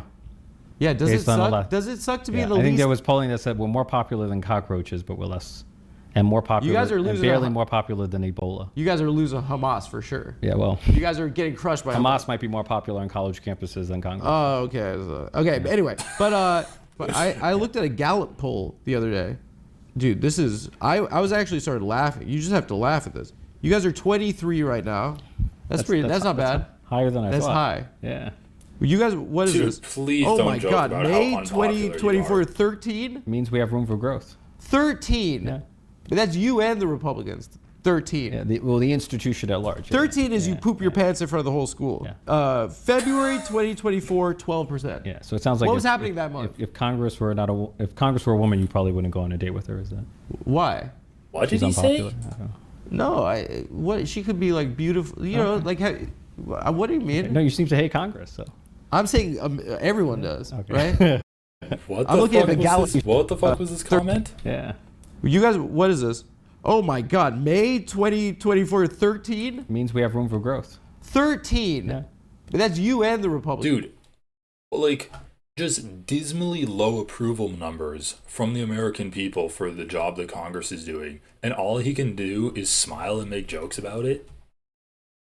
Against 13. Yeah. The institution at large. 13 is you Yeah. poop your pants in front of the whole school. Yeah. February 2024, 12%. Yeah. So it sounds like What was happening that month? If Congress were if Congress were a woman, you probably wouldn't go on a date with her. Is that Why? she's unpopular? I don't know. No, what she could be like beautiful, you know, like what do you mean? No, you seem to hate Congress. So I'm saying everyone Dude, does. he's so right? awkward. I'm looking at the Gallup poll. are you part America. of the 13% that approves, or? I think Congress is unpopular. Oh, so if it was a woman, you wouldn't go out with her. What kind of reference or what kind of comparison is that? That's so weird. Your first instinct is like an unpopular woman. that we have to recognize the runway a little bit and what got us here, maybe. Yeah, I you agree. know, seeing the Marine Corps entering the second largest city in America, and seeing the most vulnerable people in society Whoa, what the just fuck? taken away from their children, Yeah. and kidnapped, and there are facilities in our country right now surrounded by alligators and stuff. There are facilities where there are cages with human beings in them who have not been afforded any due process. I mean, we have an administration that is destroying every aspect of this country that you can be proud of. The diversity of people, the scientific knowledge base, like academia, even just like investment in like renewable technology, a pride in giving people due process and human rights, just every single thing you can think of that's good about America, this administration is intent on destroying. That's what this administration is doing, and the Democrats are still shitting the bed when it comes to getting endorsed by the American public. The sad thing is that you guys are you're polling Oh, God. behind I didn't Donald hear Trump that right now, hypercolor. and That's not true. the Democratic Party has lower approval ratings than Donald Trump. I think the story's more complicated there. What is that? Yeah, so the latest polling from CNN shows that the most important issue to Americans is inflation, the cost of living. And on the most important issue, Donald Trump is 25 points underwater. And since the November election, there's been a 34-point swing against him, and that we as Democrats are more trusted on inflation than he is. That's a huge swing. Why are you guys not killing him right now? That is Yeah, why are you not killing him? Also, let's just look this up. Democrats inflation polling. This is 2 days ago, CBS News. Democrats tumble a new poll. Democrats spotlighting inflation as they target vulnerable House Republicans. I mean, dude, holy shit. You have a openly fascist regime and you're going to target inflation. You're not going to target the fact that like people can't travel anymore because they're afraid of ICE detaining them at the border. You're not going to target the fact that they're cutting your Medicare. They've destroyed Social Security. They're making it more difficult to get vaccines. You're not going to do, like, they're taking FEMA away. They're destroying the CDC. You're gonna target inflation, which isn't even that bad right now. Like, in the future it will be. The ads, Labor Day. The National Republican Congressional Committee unveiled a paid campaign ad. Where's the polling? Okay, this is saying that 2/3 of Americans think prices will go up in the coming months. And we'll see if we can find the polling. Democrats lead the House in the U.S. House generic ballot by 8. Job Trump approval, 41% approve. U.S. House generic ballot, Democratic 49%, Republican 41%. right versus wrong track. 33% say the U.S. is on the right track. 57% say the wrong track. Immigration, forced choice question testing. 60%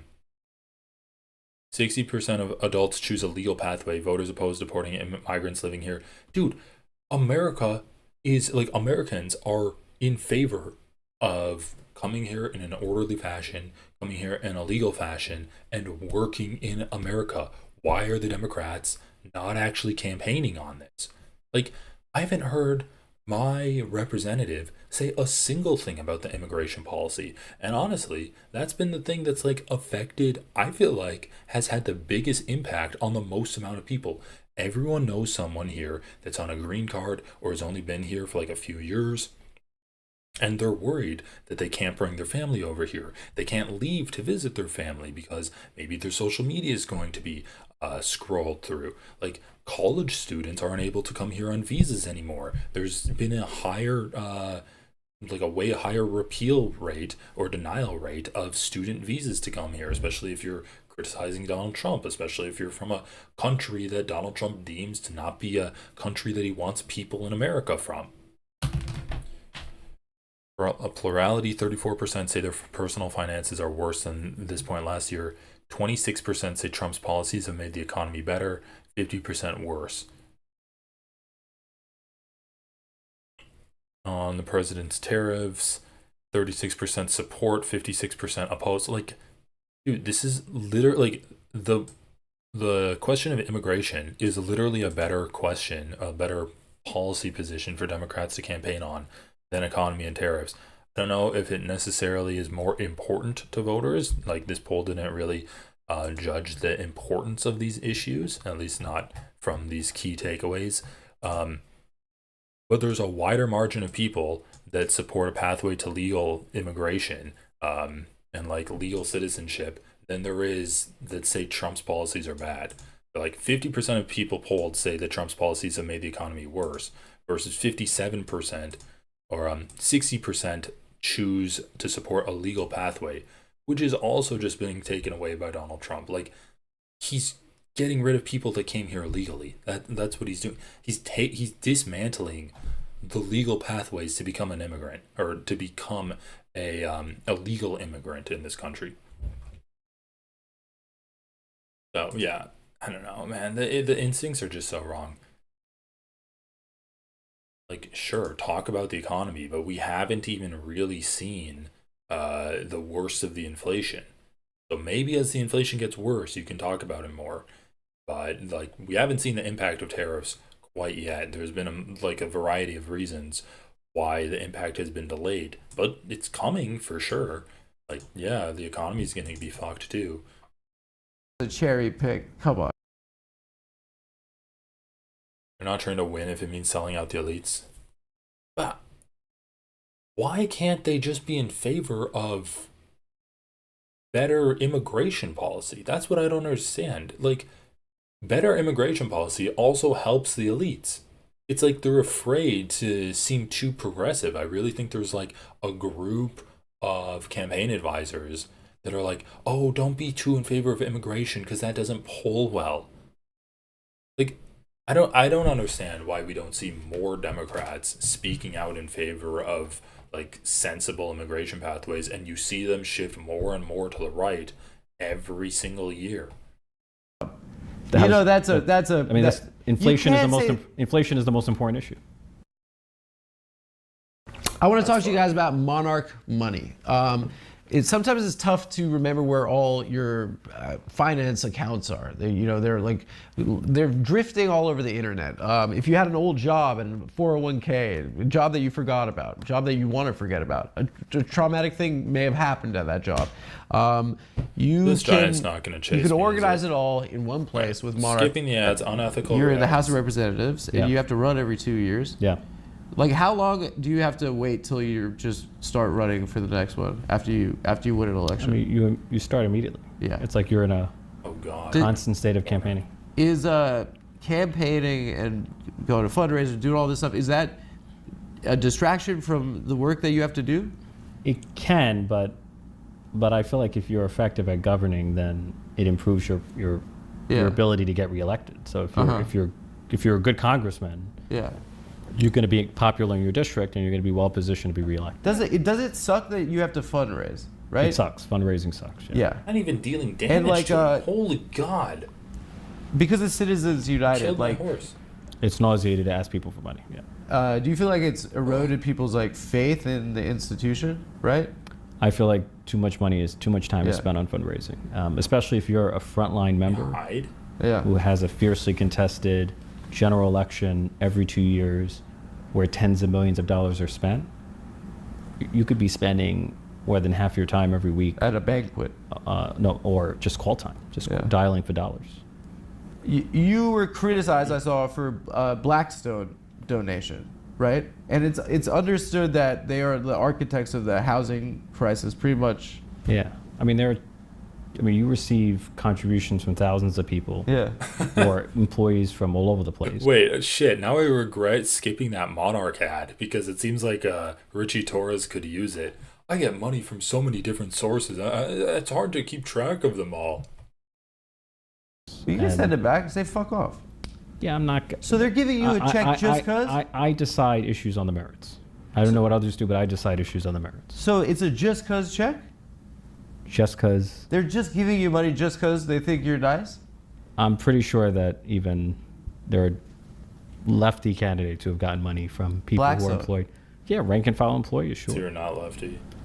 I figure like you could, maybe if you're like, this guy's, You do know that, this guy's making my constituents' lives worse, you could be like, fuck you, I don't want it. I'm in a safe blue district, Yeah. right? people should judge me by my record. So Yeah. by the legislation I pass. Yeah. I What work about 7 by days a week. the record of the I'm money visible in my you've taken? district. I'm on the ground. I'm happy to. Yeah. If you ever want to take tours of my district, I'm happy to walk you through my district. So. Yeah, I'd like to. I've Yeah. I've been to the zoo in Yankee Stadium. Right. Well, not the actual projects, not the amenities, not the institutions. but Yeah. Oh, I can give you a sense of racially concentrated poverty in a place like the Bronx. So that's what my question is. Is like, Where do you live? Which borough? I live in Brooklyn. Okay. Yeah, and that's my question. Like, So right? you might So, be like, divorced from the experience of racially concentrated poverty. But in what the does that Bronx. have to do with taking money from blacks? Like, I just feel like that's a deflection. Well, I think and you- I don't want to cut. No, 'cause I I think don't you're- want to cut like an argument right now. If you, I don't want to argue if you, with you. If you Yeah. want to question my ability to represent my district, I'm happy to show you what I do. I'm happy to bring you to my district. questioning- What I'm calling into And introduce question you to my constituents. What I'm And calling you can- into and you question can- is the institution, right? I'm calling into question the system, and you're functioning within a system, right? I've received contributions from tens of thousands of people. I can't keep track of every person. Dude, I'm he not got so mad. He's actually so mad here. Body language. Pull up the body language analysis. Digging the finger into the temple here. You got 1 point. Well, yeah, we're not at APAC. Yeah, we're warming up to that. He's like, you took money from Blackstone. Why would they give you money? You are unaware of the racial segregation of my district. It's so racially concentrated. Wealth disparity. That seems like a deflection. Well, if you're questioning my record, then I demand that you come and visit my district so that you can see that actually these are spurious allegations against me. Looks like I'd die if I jumped down there. He's so pissed off. Holy shit. We gotta see I him feel like that's a devolve into deflection. that. Well, I think and you- I don't want to cut. No, 'cause I I think don't you're- want to cut like an argument right now. If you, I don't want to argue if you, with you. If you Yeah. want to question my ability to represent my district, I'm happy to show you what I do. I'm happy to bring you to my district. What I'm calling into And introduce you question- to my constituents. What I'm And calling you can- into and you question can- is the institution, right? I'm calling into question the system, and you're functioning within a system, right? I've received contributions from tens of thousands of people. I can't keep track of every person. I'm not Yeah. responsible Got to get on that for every monarch. person. You I'm forgot. only responsible for what I do. Okay. So You forgot. So I mean, you can, have you ever- you can play the gotcha game, but that's not. I'm not trying to play the No, gotcha but game. that's I not- think you're used He to like literally Anderson brought people- up one spot, like one donor that he had, and he's like, "Oh, what? You can play the gotcha game, I guess, if you really wanted to go that low." for 360, and I'm a guy. I'm from Coming No, Town I'm not. Podcast. I'm not. I'm happy to answer whatever question you have. Yeah, whatever. Here's a question for you. I think you've established yourself as the fiercest champion of the state of Israel in Congress. I've never described myself in those terms. But I'm pro-Israel, but those are terms. Well, I think maybe you've been dubbed that. Yes. Okay. Listen, like, Fuck. I'm a Jewish person. Yeah, Like, well. I have my own opinions on this. You have your own opinions, and this is a really frustrating Jesus conversation Christ. to see people have Getting on my the ass internet. handed to me. I don't get an opportunity to talk to someone that's making decisions and supporting these things that are a huge deal to Die people for right sure. now. You know? Chargers. One thing that I thought was interesting, and I want to start with you, Oh, is I that thought I had a shield. you described your first trip to Israel in 2015 as a life-changing experience. And I just wanted to follow the narrative of like you growing up and your Damn it, struggles and right. then going into the government. Like what was that experience like, and what bred that passion for Israel in you? Well, since I grew up poor my whole life, I never had an opportunity to travel abroad. Yeah. So the first time I ever Free trip. went to a foreign country. So it was life-changing. What? Dude, you have to have a better answer than that, man. Your answer is really, it was the first country I traveled to, I had the opportunity to travel to, and that's why you care about it so deeply? That's why you're posting on Twitter all the time? That's why you sent a poorly penned letter to Twitch about Hassan being a terrorist? Because Israel was the first country you went to? Once you got a little bit of wealth? Because you went on Well, a part of trip. the reason went abroad for the first time, life changing. But also, when you experience the complexity of Israel, you Yeah. go to the old What city. did you see? I love how it's always the complexity of Israel. Israel's such a complex place. You have to really immerse yourself in it to understand all of the different layers of Israeli culture and history. That's why I don't think it's a genocide. Because it's too complex to be a genocide. Like, what did you witness? Like, We'll go to the old city. yeah. Go I've to been there. Yad I've been- Vashem, which is the Holocaust Museum. Yeah. Go to the Masada, where Jews committed mass suicide to Yeah. escape Of enslavement. course, at the hands I've of the hiked Roman up Empire. Masada. The Gaza envelope. Yeah. Went to Sderot, spoke to the local mayor who said that You went to Gaza? I did not go to Gaza. No, You went Where'd to you the say Gaza, Gaza envelope? no Gaza envelope, which is right on the border with. It's Israel, but it's right at the border with Gaza. So, It's right next to the fence. yeah, it's in the proximity to. Gaza. What's at the Gaza envelope? Like I've never heard that term before. Sderot. Stay Road. Yeah, with the rockets Yeah. going in. Yeah. Yeah. How far is Stay Road from Gaza? It's like a mile or something. Yeah, within a mile. Yeah. It's right next to it. Yeah, striking proximity. Tough. Yeah. It's a small Striking place. proximity. The whole thing. Yeah. This is I even mean, the that's why way- Hamas was able to so easily penetrate on October 7th. By getting over the fence. Bro, he turns into like a Batman villain, man. Like, he's all chipper and happy. Oh yeah, I wanted to be a lawyer when I grew up, and I mean Congress. Like, dude, compare the juxtaposition of Richie Torres when he's talking about how much America hates him. He's all giggly, he's cheerful, he's smiley, he's laughing. With Adam Friedland about how much he's hated by the American population, and he's like, yeah, I mean, everyone hates us so much. If we were a woman, we wouldn't get any dates because we're so unpopular.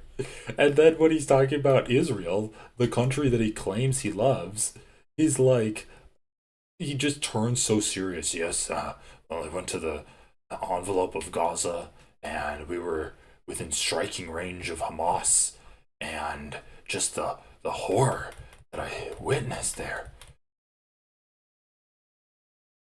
Like, the way he talks about a life-changing experience, which was a positive experience visiting Israel on a vacation, right? It's literally a vacation.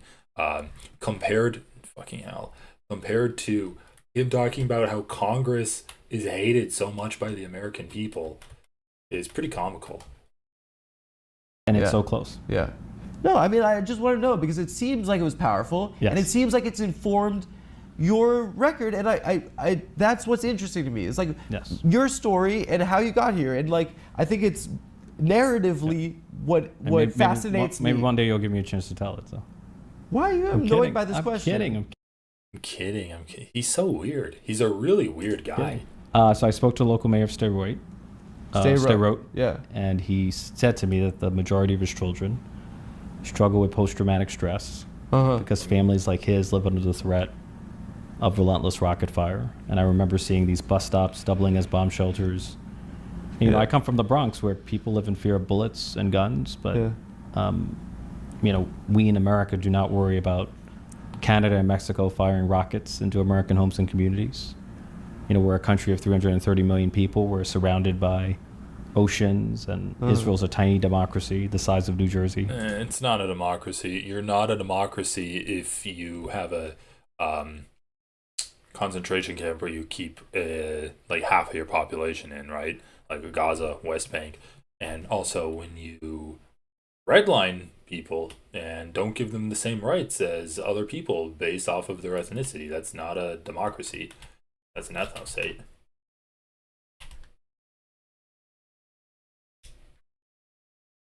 That's literally surrounded by both state and non-state actors that are intent on wiping it off the map. So, you know, I left Israel with an empathy for the unique security situation that Israel faces. Did you visit the occupied unique. territories while you were there? It's not a unique security situation when a country attacks all of its neighbors and keeps people in open air prisons, and then people in those prisons try to retaliate against their oppressors. That's when countries do that, it's not unique for them to be retaliated against. So yeah, that's not a really unique situation. Went into the, not Gaza, but I went into the Palestinian Ramallah. So. Yeah, Ramallah. Yeah. And what did you see when you were there? You know, we spoke to Palestinians who obviously have a much more critical view of Israel. Do you empathize with the Palestinian need for security, with the unique security situation that the Palestinians have? You know, with terrorist settlers that are state sanctioned,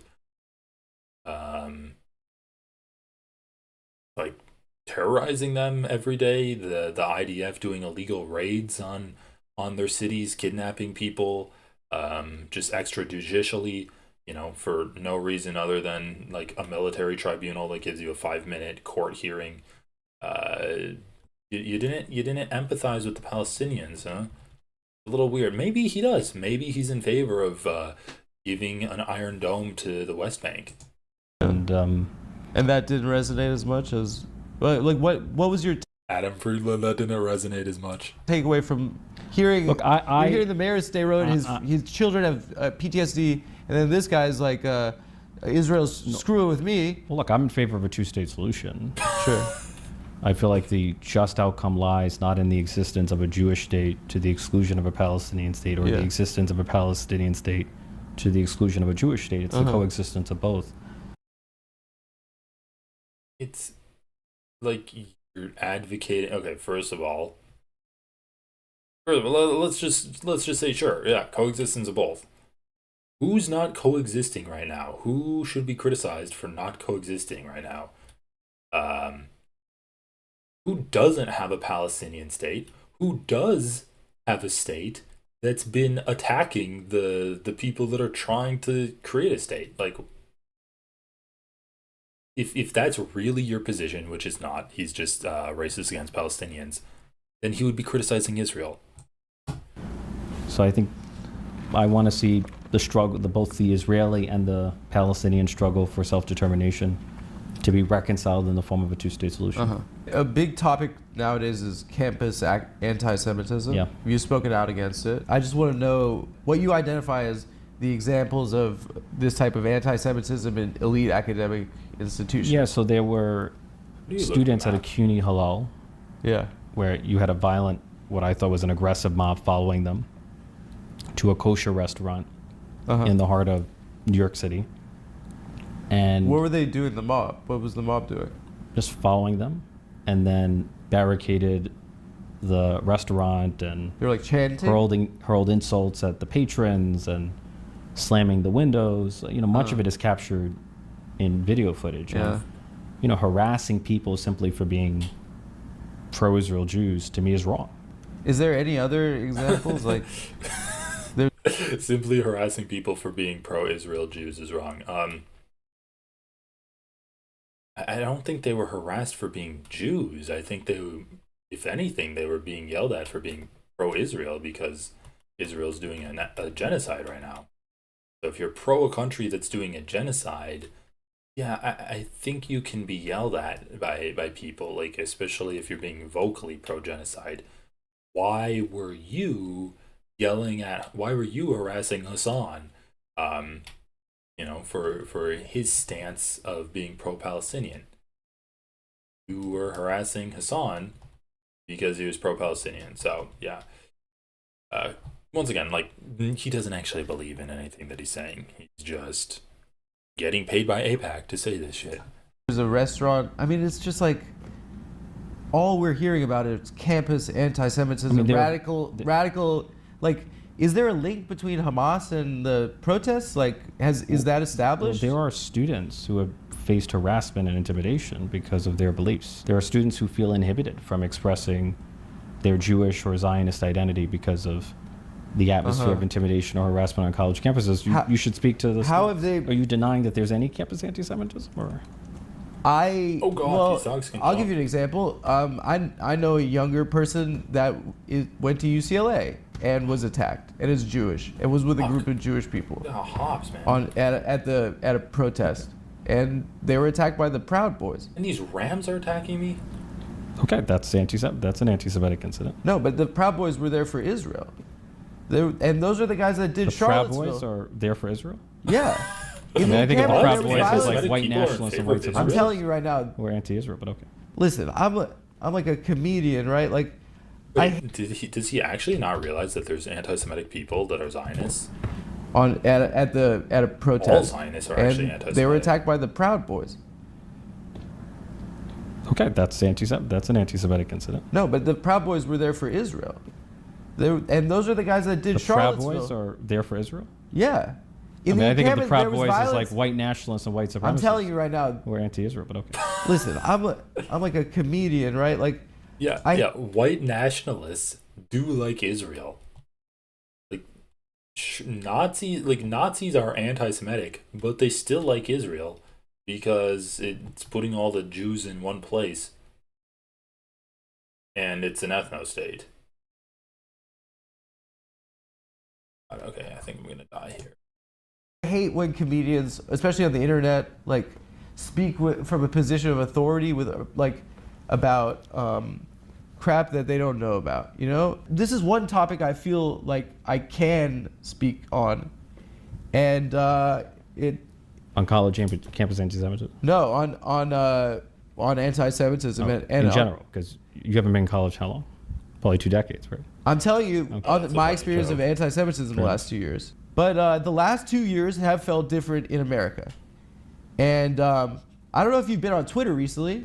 Now a ton of people are questioning the validity of the Holocaust having happened. Yes. Can you tell me with a straight face that those are the 18-year-old kids at Columbia that are doing that? Bro, The 18-year-old kids at Columbia? Are they doing those posts about there have about been- the Holocaust never having existed? there You have know been- who's doing it. No, we disagree here. You think that it's the So you don't put words in my mouth. It's the you just said you disagree that it's not those 18-year-old kids, and you're saying don't put words in my mouth. Like, look, at some point he should let Richie Torres talk a little bit just to see how fucking crazy he is. But yeah, he's gonna say some bullshit, so you gotta be able to cut him off and really hold him to short and concise answers. it's people on the right.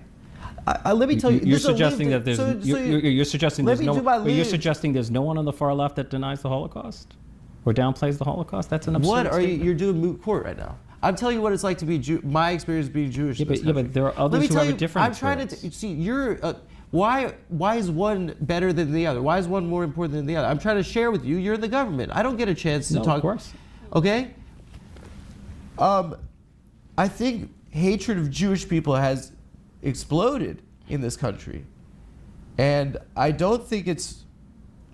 I think it's because it's of our support of what looks to be an absolute brutality. And I think that You think that's a justification for anti-Semitism?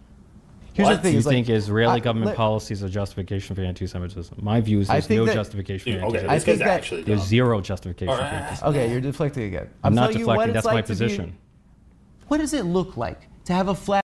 Dude, like, look, I get that he's paid by AIPAC, but can you not come up with a better defense than, oh, you think there's a justification for anti-Semitism when you are posed with the question, like, I think anti-Semitism is exploding because of support for Israel? It's like, he's not justifying it, he's explaining it. And unfortunately, it's true, man. Like, there's a lot of people that are anti-Semitic that are using America's support for Israel as, you know, their quote-unquote evidence that America is run by Jews or controlled by Jews. Like, obviously, it's not true that there's like a Jewish cabal of people controlling America, but it doesn't matter if it's true or not. That's what the fucking Nazis are saying. That doesn't mean that they're not in support of Israel. They're in support of everyone having their own ethno-state, right? They want a fucking ethno-state. But the thing is, like, they can still be anti-Semitic and say that Jews are controlling America and that's why we're funding Israel, while also being in support of the ethno-state of Israel. They just don't want to fund it as much. They're like, oh yeah, send all of the Jews over there, and then we're going to have our state here, our like white ethno state, but we're just not going to like give Israel money. That's kind of like the landscape of things the way I see it.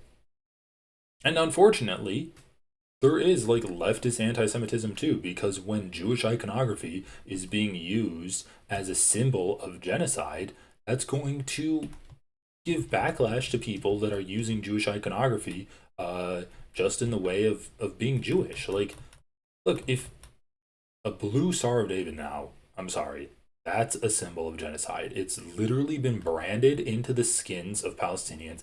It's been shaved into the head of Palestinian prisoners. It's been engraved in the very dirt or the very earth of Gaza with bulldozers as a symbol of like Israeli dominance over the Palestinians. And like it's unfortunate that it has been, because the Star of David has a lot of meaning, like a lot of sentimental value to a lot of people, like regardless of Israel. But when people see the Star of David now, they're going to associate it with dominance over the Palestinians, and that's the fault of Israel. With a Jewish star, and I'm Jewish, and for kids to be Policy is a justification for anti-Semitism. My view is there's no justification for anti-Semitism. I think that there's zero justification for anti-Semitism. okay, you're deflecting again. I'm not telling you what deflecting. it's That's my like to be- position. What does it look like to have a flag with a Jewish star, and I'm Jewish, and for kids to be starving right now? And why is my government? I don't want to do this fight. Let's not do like a yelling at each other thing. I really just, for me, I had the experience of. It just sounds like you're justifying anti-Semitism, which making me feel like. Are you crazy right now? Okay. Why would I do that? You're doing that. Actually, what the fuck is he on about? Like, look, I get that you have to do AIPAC propaganda, but just being like, oh, it's like every single thing that Adam says, he's saying it sounds like you're justifying anti-Semitism right now. It's just stupid. It's the worst. Like, he's not earning his keep. He's not earning the AIPAC money right now. This is the representation he's going to give them. I'm Hamas thing. I'm not saying It's you're not a Hamas, winner. but I'm not. I think there should be We'll do a different tack. Israeli government policy should have no bearing on.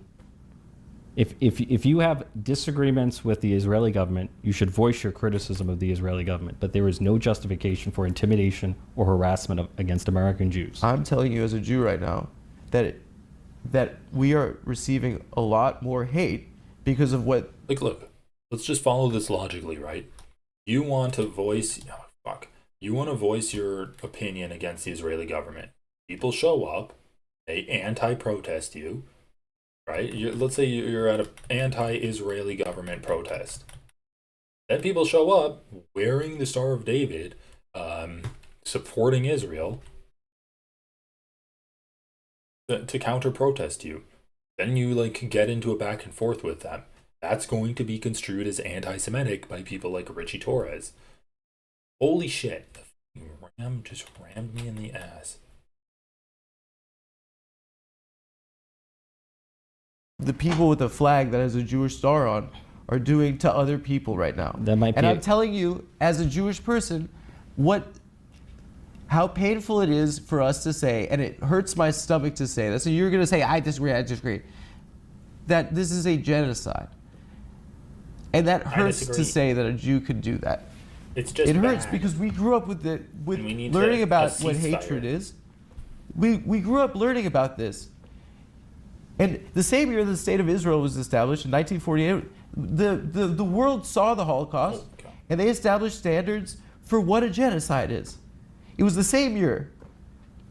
And the world said that this shouldn't be a thing that happens. You know? And I just wonder, like, it doesn't make sense to me, I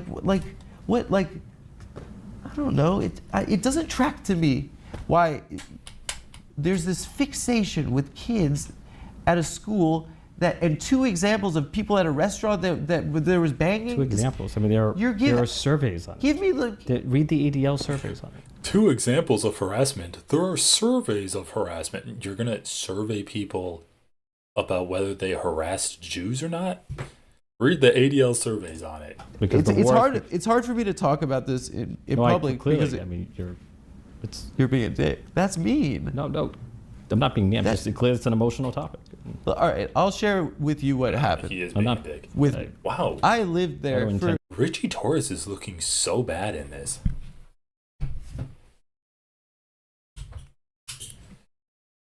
Okay. I think we can go back on the light here. I'm actually I knew he's a freak. But to not be able to hold it in to this extent where he's like, oh, clearly it's hard for you to talk about, as he's like, getting emotional. That's a dick move, man. Like, why would you do that? You're literally, your job is hinged upon you being likable. And you've come off as a awkward, vindictive, corrupt asshole in this interview. That's what you mean, so. Sir, I lived there when I was 18, and I grew up a Zionist. And we were told, and our whole community in this country is told, that we have to defend Israel and love Israel because it'll stop the Holocaust. It will stop another Holocaust from happening. And my dad was born in 1951.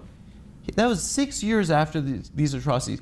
His friends' parents, he knew these people that had been through this hell, these skeletons. And it terrified us.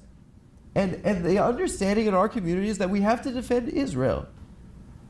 But I lived there, and I went to a settlement at the end of my year there, and I looked down a hill at a Palestinian village, and I saw how they lived, and I turned back and I looked at the settlement and saw how they lived. And people live in a world where they're demeaned and dehumanized and surveilled constantly by people and this isn't in Gaza, by people in SWAT team outfits with semi-automatic weapons, and that's what the world is seeing. And you keep telling me that the problem is someone's getting yelled at a restaurant? I'm sorry. You're conflating two different issues. So I don't please. Me saying this to you right now will hurt people in my own family, okay? Because... So he's like, Palestinians aren't living with the same rights as Israelis. And that's what people are seeing, and that's why they're mad. And he's like, well, you're conflating two different issues. People yelling at pro-Zionist protesters are actually really bad. Like, that's a really bad thing. It's not a conflation of two different issues. He's explaining why people are angry. Anyway, I'm about to get fucked by all of these troops. Because this is a very important thing to us. And the fact that I still fucking care about being Jewish is embarrassing. I should just be a guy. but this feels like a stain on our history, and it feels like it's changed what being Jewish is, because what being Jewish is isn't Israel. Judaism has existed for 4,000 years. This is a country for 75 years. You know, like, it is the oldest, one of the oldest monotheistic religions. Anti-Semitism is one of the oldest forms of hatred. People in my life are going to be mad at me about this, but I'm saying this because I am Jewish. You know, and I don't understand why you would be. Look how you define. I want to. I feel like I'm here to be lectured, not. Shut up. That's not nice. You can't talk that way. He's Why such are an 1% ass, of Jews dude. but more poor than others? No one's saying any. What happened? You went to the beach in Israel? What, you went to a restaurant or something? A nice restaurant? No. Like, listen. Never been year, been to the Tel Aviv Pride Parade. So this is the year 2025. yeah. The world is seeing something that looks terrible, and it's being done in my name, and I don't know what to do. But the war began on October 7th. No, it Oh didn't. my Yes, god! Oh my god, You're- dude! Yes, You're when Hamas ignoring- systematically murdered and made, and you want. Okay, Look, we're why? going down a rabbit hole. We fundamentally disagree. No. But Hamas murdered and maimed No, you're doing the and TV mutilated thing. Don't do and TV. abducted and Don't do tortured TV. thousands of It's people. That's not irrelevant. television. That's a fact. That's reality. It's You can so deny irrelevant. it. You can I'm not downplay denying it. October But, 7th. well, you seem to be You're doing the trivializing I'm pro it. So- October Oh, you're 7th. trivializing. You're doing I'm pro Hamas. You're saying that Israel's committing. You saying Israel's committing atrocities in my name, and I don't like it. That's trivializing October 7th. Are you fucking kidding me? It's just so gross.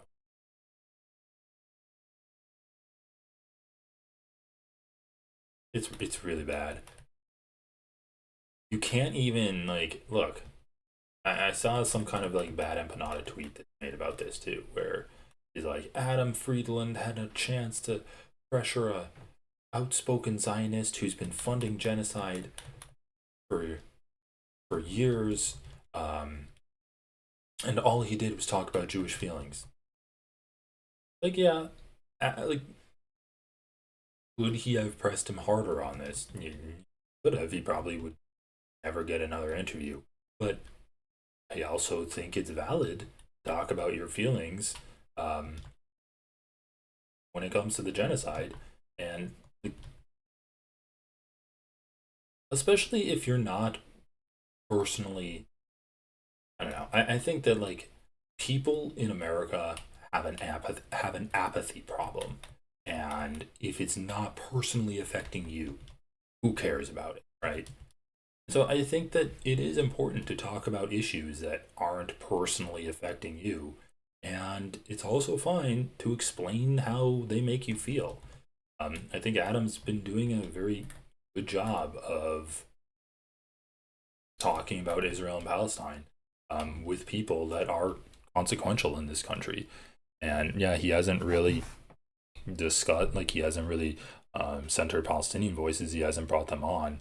But that's because there's not a lot of Palestinians that are in charge, that are in seats of power right now.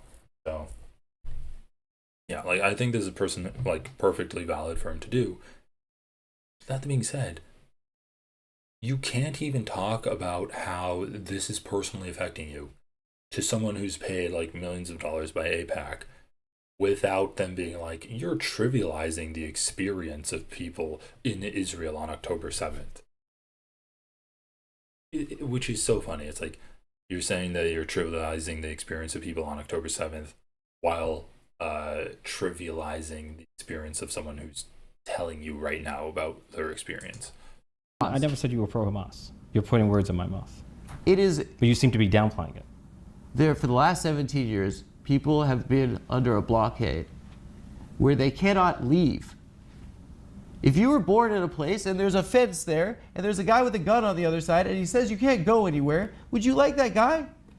If you treat people like animals, sometimes they're going to lash out. Look, I sincerely believe, maybe I'm wrong, that if Palestinians were governed not by a terrorist organization like Hamas in Gaza, but by a regime that was able and willing to make peace with Israel, the situation would be fundamentally different.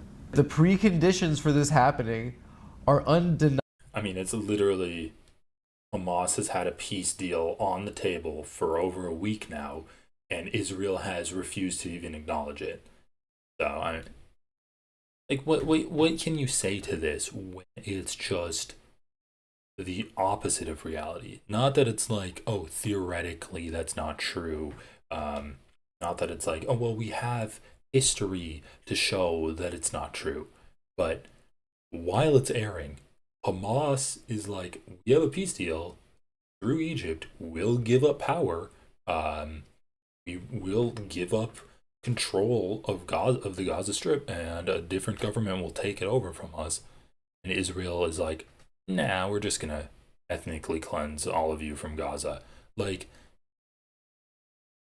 it's just not worth talking to people like that, because they either have no idea what they're talking about, and you can be like, oh, here's an article that I can pull up to show you that you're completely wrong about everything. And they'll say, oh, okay. Oh, sorry, I was wrong. Sorry, I'm wrong. I genuinely thought that this is what the facts were, but I was wrong. Looks like I'm wrong, and Israel's the one that's not pursuing peace. Or they're just fucking racist, or getting paid enough money, and they have a low enough amount of morals that they say racist shit to justify what Israel's doing to the Palestinians. And if you say, oh, well, Hamas has a ceasefire deal on the table and Israel's been ignoring it, they'll just ignore that and be like, nah, that's not true. Like, they're either genuinely incorrect about their opinions, which Richie Torres is not, or they're just in favor of the genocide through one way or another. Racist, paid to do so, ideologically in favor of Zionism. Like, it's just unavoidable. And you can't talk to people that are in favor of genocide, because that's not a position you arrive at logically. That's a position you arrive at illogically through like just gross biases that you have held deep down inside you. Undeniably, something that the Israeli government was fully aware of. Why would Bibi Netanyahu... Okay, here's the question. Do you think October 7th was justified? No. Okay, I'm happy you said that. Are you listening to what I'm saying right now? Hamas. Why would the Israeli government... Hamas wants to eradicate the Jewish people and the Jewish state? Is that right? That's what Hamas has said, yeah. Okay. Then why would they directly give Hamas money, literally bags of cash in suitcases through the Qataris, nearly, I think, over $1 billion in cash during this last 17 years? That's a fair point. It's a great question. If one of those kids at Columbia wrote a $5 check to Hamas, you'd say send them to Gitmo for being a terrorist. It's a fair point. Does that make Benjamin Netanyahu a terrorist? He's supporting terror. The United States, it seems to me, the United States and Israel could have shut off the spigot and did not do so. I don't know why, but that was a failure. There's no question. I don't know how to kill these dogs. I think that what I see is the reason why our government provides $25 billion to something that looks this horrific to people, I think is the same reason. I think it makes it look like that the Jews control the government, but really what it is the more boring answer. It's the reason why the government and you guys don't get shit done. It's the reason why Sandy Hook could happen. You guys can't do gun reform. It's because why can't we do gun reform? Because special interest groups can buy influence in our government. Well, which political parties against gun reform? The NRA has the a power. It's the Republican Party. We allow our government to be flooded with cash and money, and what's scary to me is that it looks that people are starting to question the Holocaust ever happening. How could Jews, maybe they invented the Holocaust? You're blaming You're blaming Israel for Holocaust denial? I'm blaming our holy shit, this guy's government actually for supporting a genocide. Yeah. But it is unfathomable in my heart, and it breaks my heart that we could be capable of I it. think we should move on. Why is that? We just fundamentally People are starting to question the Holocaust ever happening. How could Jews, maybe they invented the Holocaust? You're blaming Israel for Holocaust denial? I'm blaming our government for supporting a genocide. Yeah. But it is unfathomable in my heart, and it breaks my heart that we could be capable of I it. think we should move on. Why is that? We just fundamentally disagree. So I think I'm talking to you like about where I come from and that it feels different, and maybe I have a different perspective. you have a different perspective. But I know people who have a perspective that's different from yours, and yeah. with a much smaller platform than you. What is this man on? You have a different perspective, that's for sure. Wow, I just fucking died again by these dogs. So, he said, our government is funding a genocide and people are losing faith in the government. And Richie Torres says, I think we should move on because we have a fundamentally different perspective. Oh, love to see that. Not even an attempt at engaging in what Adam Friedland has to say. It's he just shuts down. He just shuts down like a petulant child who was told that he can't have his favorite candy, and he's just like, I'm not talking to you anymore. I'm done. I'm done having this conversation. Like, when did politicians get so soft? I guess it's always been the case, but you just get the feeling that they're such delicate flowers you have to tiptoe around, otherwise you're gonna trample them. Your feelings are gonna be hurt.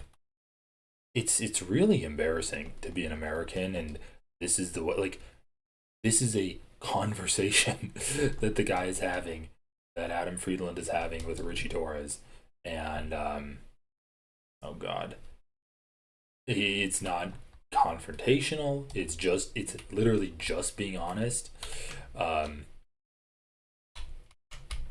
Kind of like, ironically, we were talking about how Kamala Harris was unable to talk with Joe Rogan at all, and I think we're getting a good example of how Democratic politicians in particular, because even though they're shameless in like the policies that they vote for, they still like have some personal shame when interacting interpersonally with people.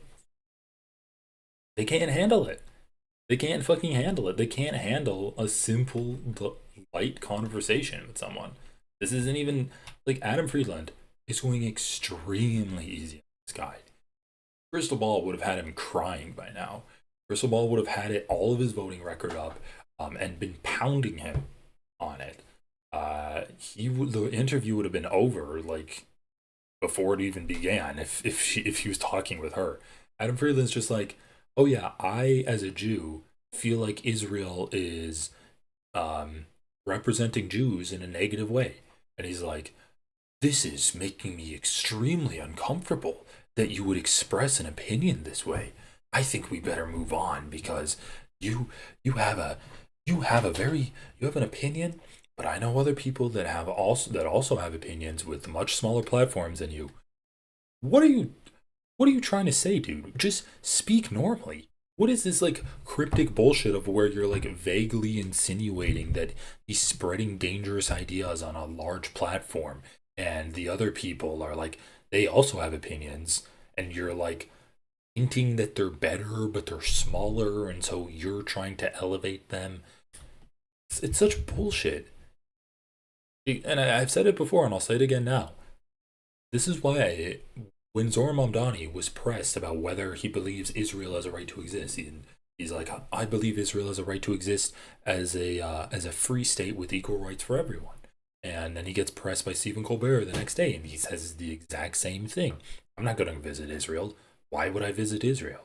Just treats it as a normal person, and it's endlessly refreshing. Like in a government riddled with people like Richie Torres, who can't talk about Israel and Palestine for more than 5 minutes without devolving into this riddled, muddled speech of like vaguely hinting that their interlocutor is anti-Semitic for making them feel uncomfortable about the positions they hold supporting and funding genocide. A guy like Zohar Mamdani, who comes out there and is just like, yeah, Israel doesn't give equal rights. I'm going to sanction people that fund West Bank's terrorism. I'm going to not visit Israel, and I'm not going to support Israel unless it gets rid of the apartheid that it has. That's a breath of fresh air. And it's just so unique and honestly precious to have in this government. Like, goddamn, please, I'm going to fucking lose it if Zohar Mamdani gets into office and then he becomes like a Zionist or a conservative and pulls a John Fetterman. I'm going to be despondent. I think I'm talking to you like about where I come from and that it feels different, and maybe I have a different perspective. You have a different perspective. But I know people who have a perspective that's different from yours. And yeah. With a much smaller platform than you. I'm not. I hate this conversation. I know. You know, I have it with my family. You know, it's not something, and I love my family. If it were up to me, we would not be having this because we're speaking a foreign language. My family grew up in South Africa, right? We were like Jews from Eastern Europe that literally we thought we were going to Ellis Island. Mm-hmm. My grandma, all the grannies stayed, and my parents' whole generation of South African Jews left. And when I was a kid, like growing up, I used to write all my who's my hero essays on Nelson Mandela, and he was like a hero of mine, right? And he was also, you know, in prison, and you know, for terrorism too. I don't want to get it. You're gonna go Hamas is what I don't want. I'm not debating Hamas is good. He was called that, and he went to my synagogue after he got out of prison, Madiba, and he spoke to like all the grandmas who like were still there. They didn't have to fucking move because black people could vote. A lot of HP. And he said, "Tell your kids to come back because we need them to build our country." Fuck you, bitch. I don't know. I think that I don't see what's wrong with people being afforded the right to vote. Do you think that's what Hamas means when it says free Palestine from the river to the sea? To me, it seems like maybe if there's a recognition that people were cleared off their land in 1948. But there are those who only want a Jewish state, and there are those who only want a Palestinian state. Then they could fuck off. And we should be advocating for the coexistence of a Jewish state and a Palestinian state. Why can't I continue to believe. I love how it's not. We should be advocating for the existence of Jewish people and Palestinian people, but specifically for the state. He's like, we should be advocating for it. Yeah, is that the email you got from APAC? Is that what you saw in your inbox? We should be advocating for the coexistence between a Jewish state and a Palestinian state. Not Jewish and Palestinians living together and coexisting, but the coexistence of ethno-states. Love that from Richie Torres. I mean, really, the coexistence of ethno-states. I continue to believe the two-state solution ultimately is the inevitable path forward. That is fine. It's stupid. You know, there were 1,000 Jews who were murdered before the establishment of Israel, like a half a century before the establishment of Israel. 1,000 Jews. Yeah, they were killing each other, Jews and Palestinians. Yeah, the Hebron massacre. It doesn't make sense to me. This in 2025. The only point was there was violence against Jews before the establishment of the state of Israel. There was violence against Palestinians. You know how many Jews are murdered in European countries? And yeah, do you know how many Palestinians were murdered by Jewish people? And other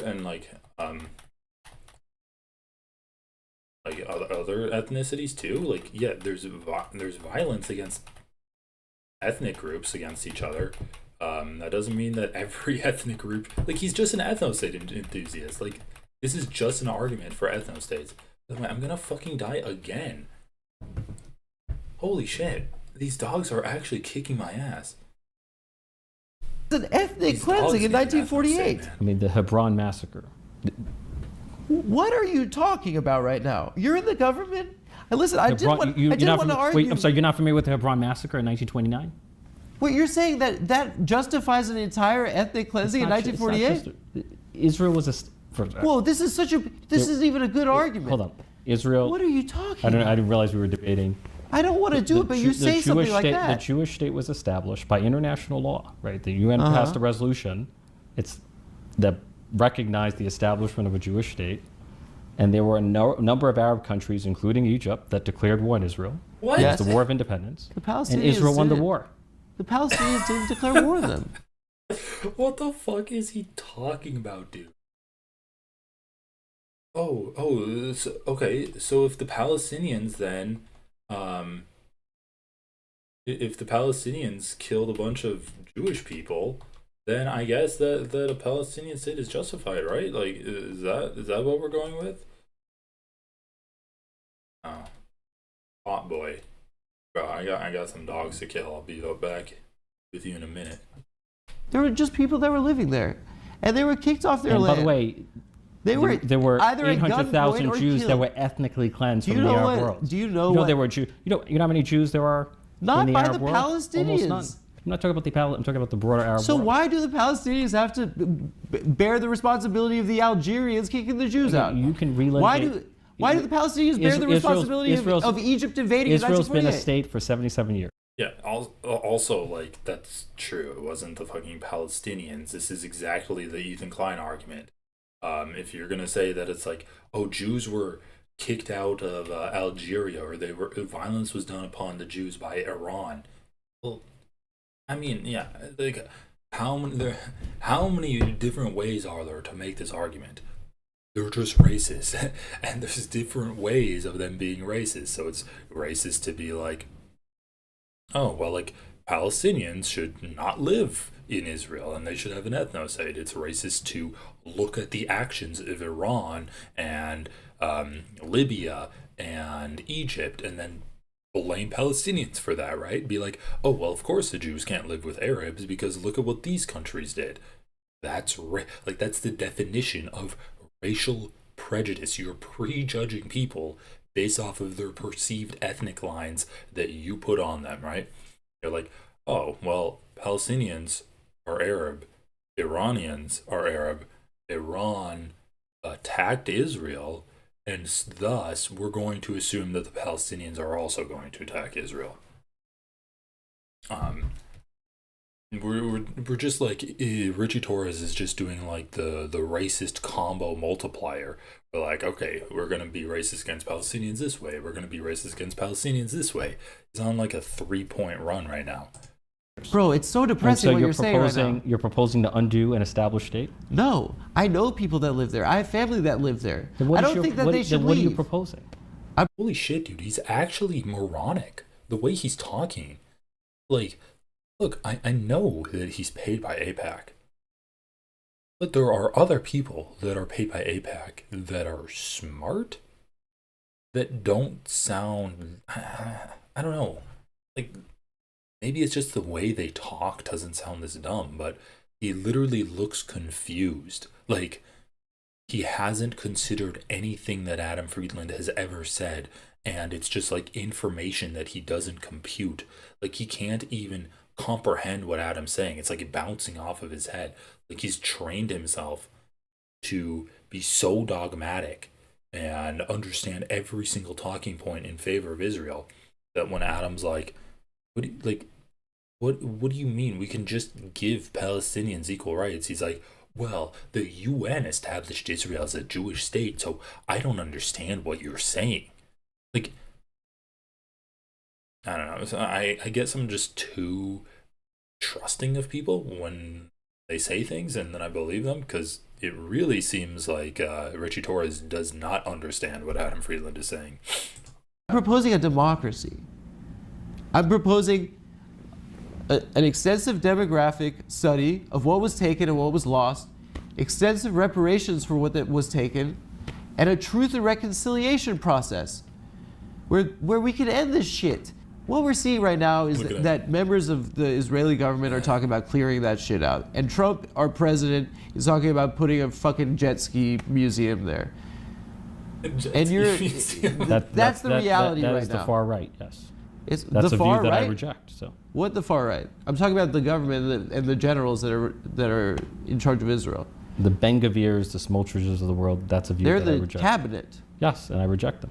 That's what Hamas is saying they want to do to Israel. I'm sorry? I mean, Hamas murdered thousands of people, so there's no... You kidding me? So what does that mean? that Hamas is a terrorist organization for murdering innocent children and civilians. How many civilians have been killed in this war? The war is a tragedy. Okay. Okay. No. No, this is too good. This is too good. I'm done. I'm done with video games.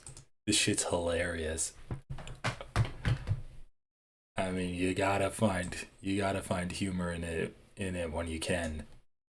He's so confused. So confused. Like, his brows are furrowing. He's frowning. He's looking down in concentration. He's befuddled. He actually cannot wrap his mind around what Adam Friedland is saying. He's like, what? A democracy that's not an ethno-state? I've never heard of it. That he's like, but you don't understand, Adam. Hamas has murdered innocent people. You don't understand that. They've killed innocent children, Adam. Children have died at the hands of Hamas. I think Adam's getting flabbergasted right now, too. Extensive reparations for what that was taken, and a truth and reconciliation process where we can end this shit. What we're seeing right now is that members of the Israeli government are talking about clearing that shit out. And Trump, our president, is talking about putting a fucking jet ski museum there. And that's the reality right now. That is the far right, yes. It's that's the a far view that right? I reject. So what? That's the view that I reject. Well, that's the prevailing view in Israel. So you should reject Israel right now until it checks itself. The far right. I'm talking about the government and the generals that are in charge of Israel. The Ben-Gavirs, the Smoltridges of the world, that's a view They're that I the reject. cabinet. Netanyahu is also saying that they're going to take over all of Gaza. Yes, and I reject them. That's what Hamas is saying they want to do to Israel. I'm sorry? Hamas murdered thousands of people, so there's no... So what does that mean? That Hamas is a terrorist organization for murdering innocent children and civilians. How many civilians have been killed in this war? Literally no reaction. Holy shit. The war is a tragedy, but 90% of them have been... But 90% of them have been civilians. They've killed journalists. He's like, fuck. I should have studied my APAC talking points. Like, he's literally looking down trying to remember his APAC talking points. Fuck, what was in that email? When they bring up the civilians, just say that, talking tree. Okay, Hamas hides underneath hospitals. Yes, that's it. Hamas hides under hospitals, and so that's why the civilian death rate has been so bad. It's a great TikTok video where a guy's breaking down the civilian death rate, and the Allies in World War II who bombed Japan killed about 20 to 30% civilians. I think maybe it was 40% civilians. The Axis powers killed 60% civilians. The Israelis are killing 90% civilians. It's not good. It's not good at all. They've killed journalists. People have been killed in a war. It's been a tragedy. They've killed people waiting for aid. But you're suggesting that that it is the policy of the Israeli government to murder civilians, and that is a notion that I reject. You gotta listen, man. You gotta be like a human being about this. People who are dying in the war, which to me is a tragedy, because war is a tragedy. Do you feel in your heart? It actually looks like Richie Torres is struggling. Like, chat, did anyone see the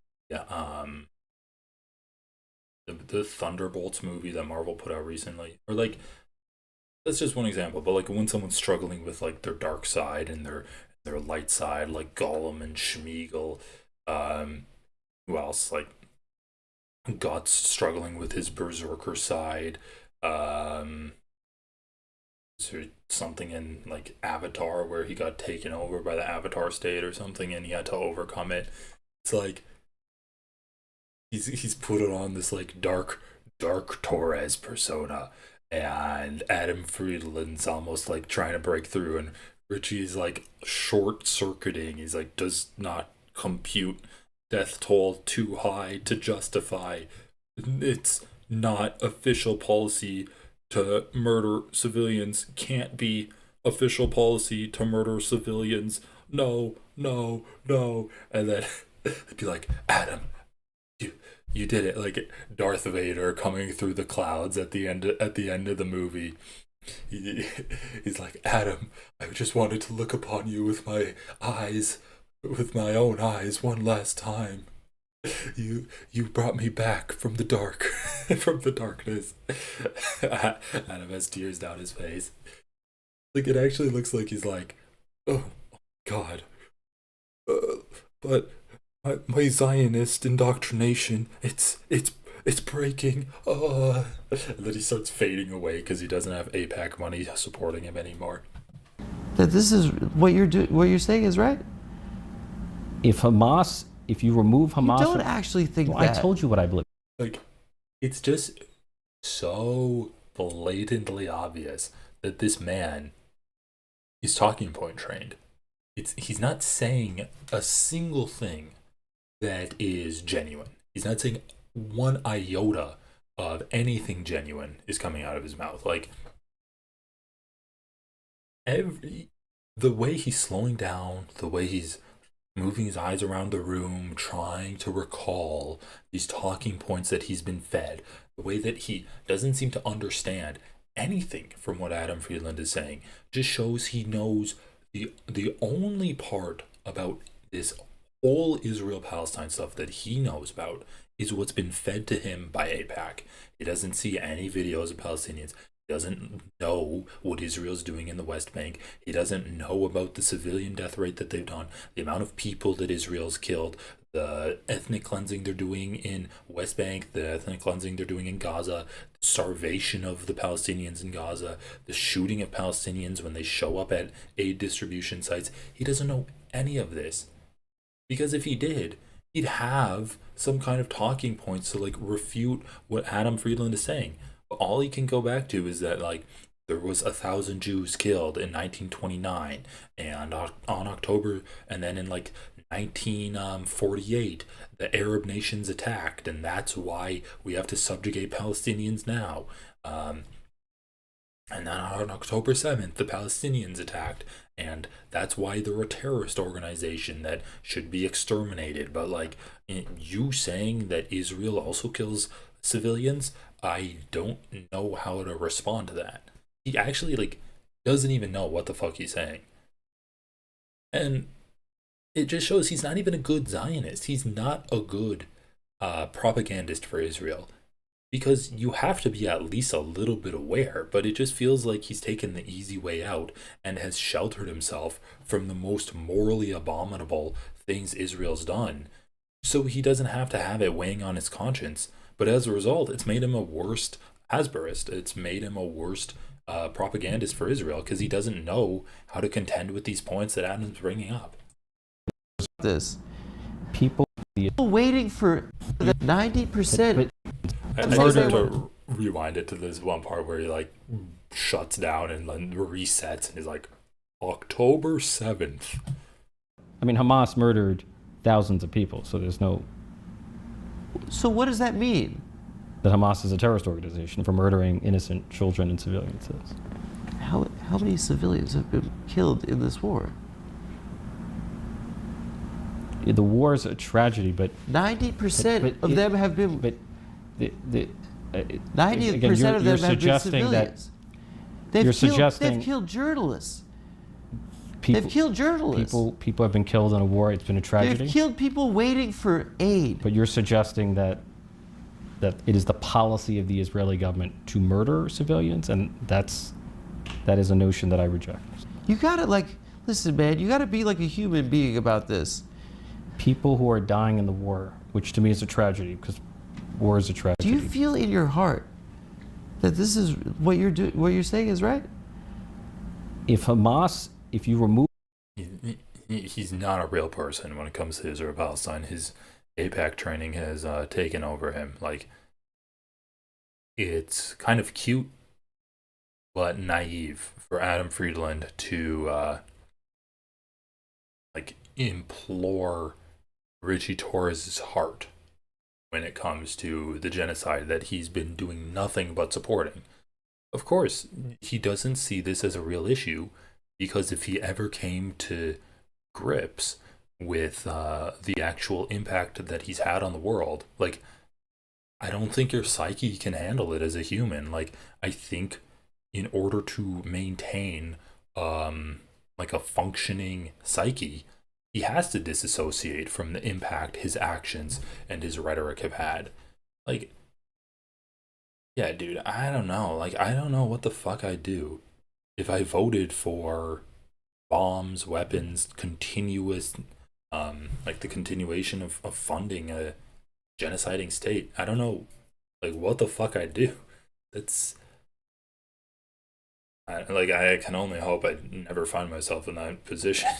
But yeah, I guess these people just don't care about what's happening to Palestinians.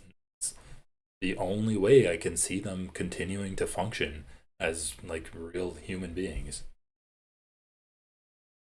Hamas, you don't actually think that. I told you what I believe. Don't tell me what I believe. I've told you what I believe. Why would you believe that? Because there are people who see the world differently. I know it's a shock to you, but there are people who see the world differently from you.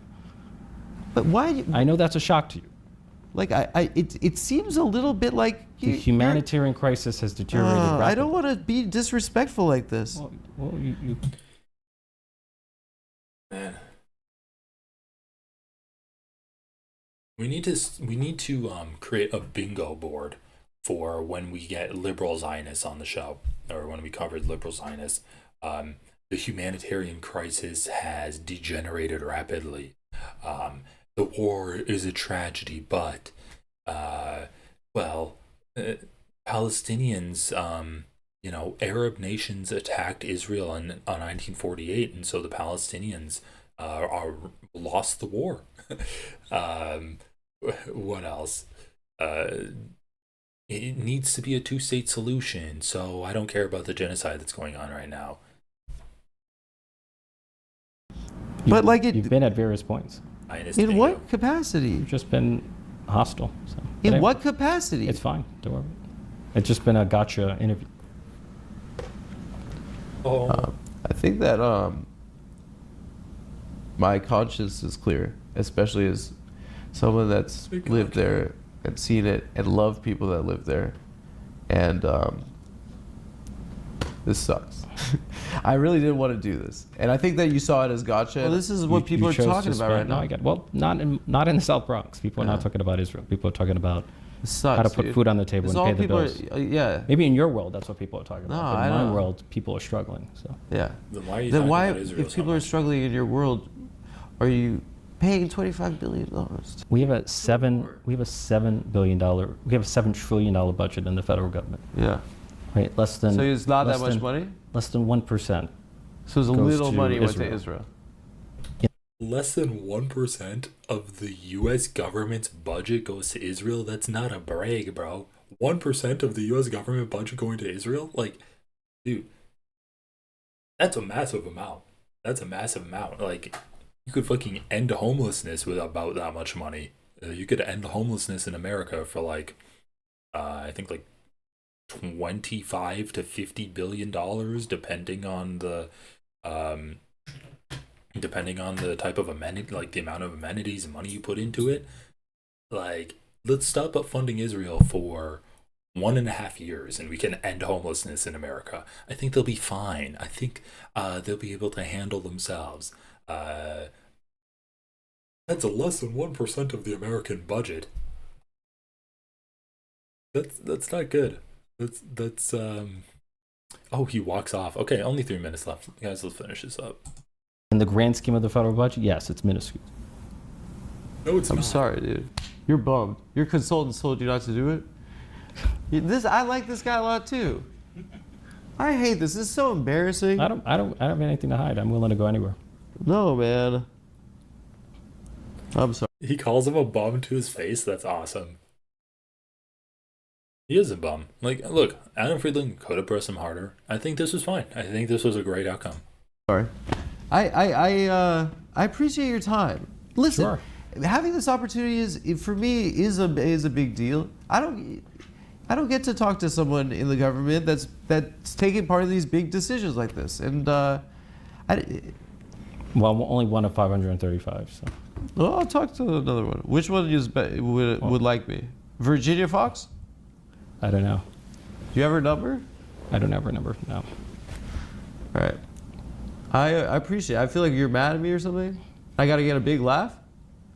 No, but look, it's like Hyman Roth from The Godfather 2. He said, "This is the life we've chosen." So, I know what I signed up for.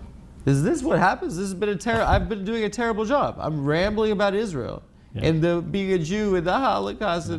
It's the most embarrassing stuff to talk about in public.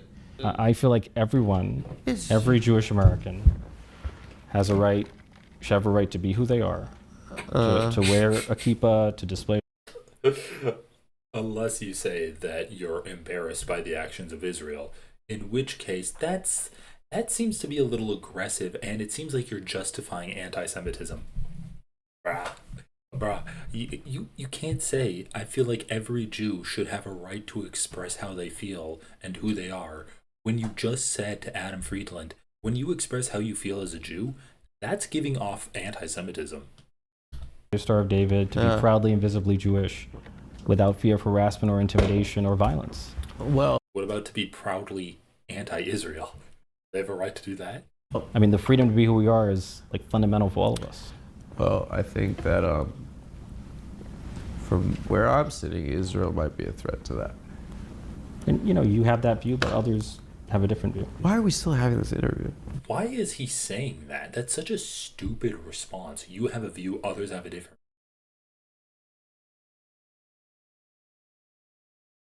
It's like it's a statement of fact. It's like a social theory. It's not a viewpoint. It's not an opinion on your favorite fucking cheese flavor.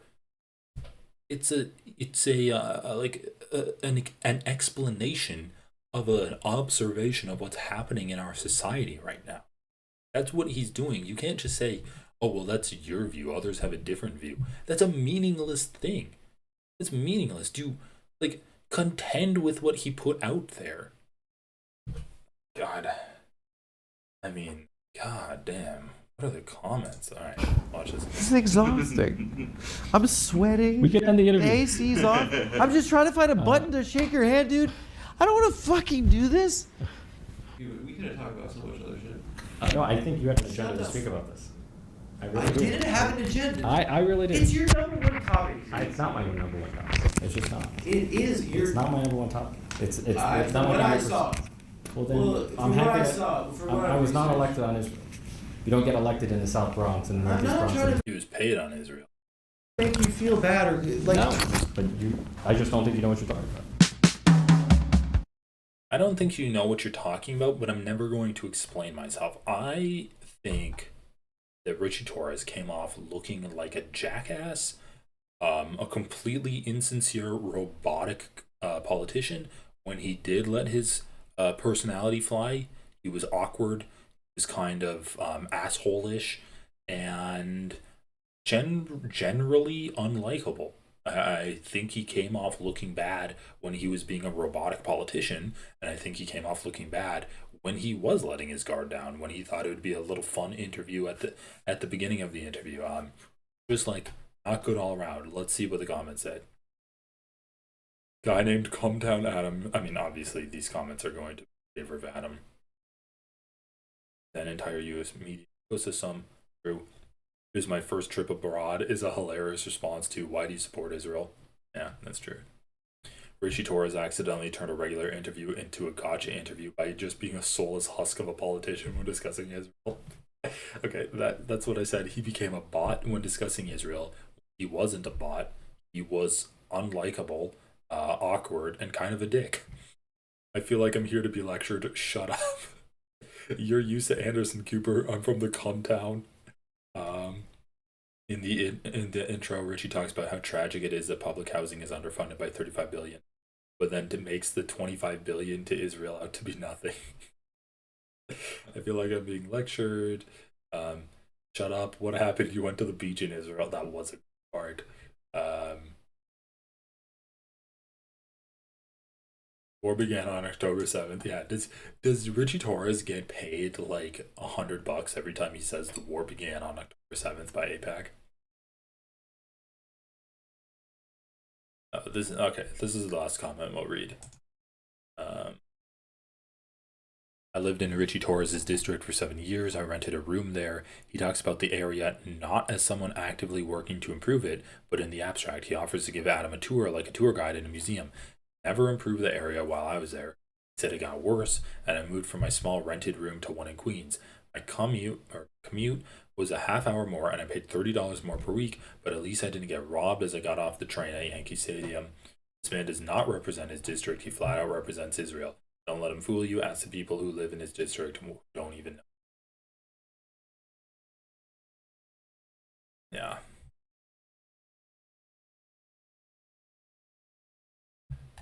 As a Palestinian, I fucking love you, Adam. Thanks for holding the account. I mean, look, once again, I said it talking about Zohar Mamdani, but like, people just crave to be, they just crave authenticity right now when it's in such short supply.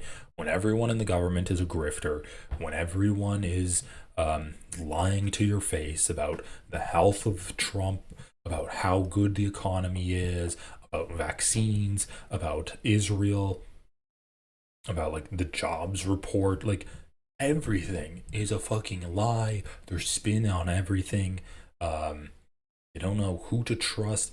The institutions that we've been able to rely upon for decades is now being undercut by just like this fascist regime, eliminating everything that doesn't coincide with their insane views on the world.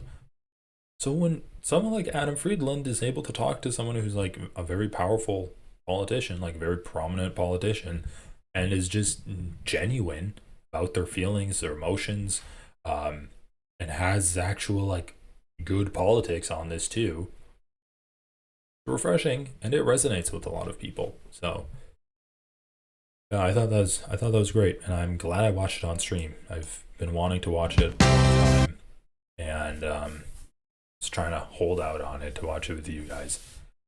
Anyway, I've been going for about 4 hours now, so I'm going to call it, guys. Thanks for hanging out with me. I'll try to be streaming tomorrow, but gotta go to fucking sleep, man. Talk to everyone later. Please enjoy the rest of your Saturday morning or wherever you are. Everyone, have a great rest of your day. Thanks for watching.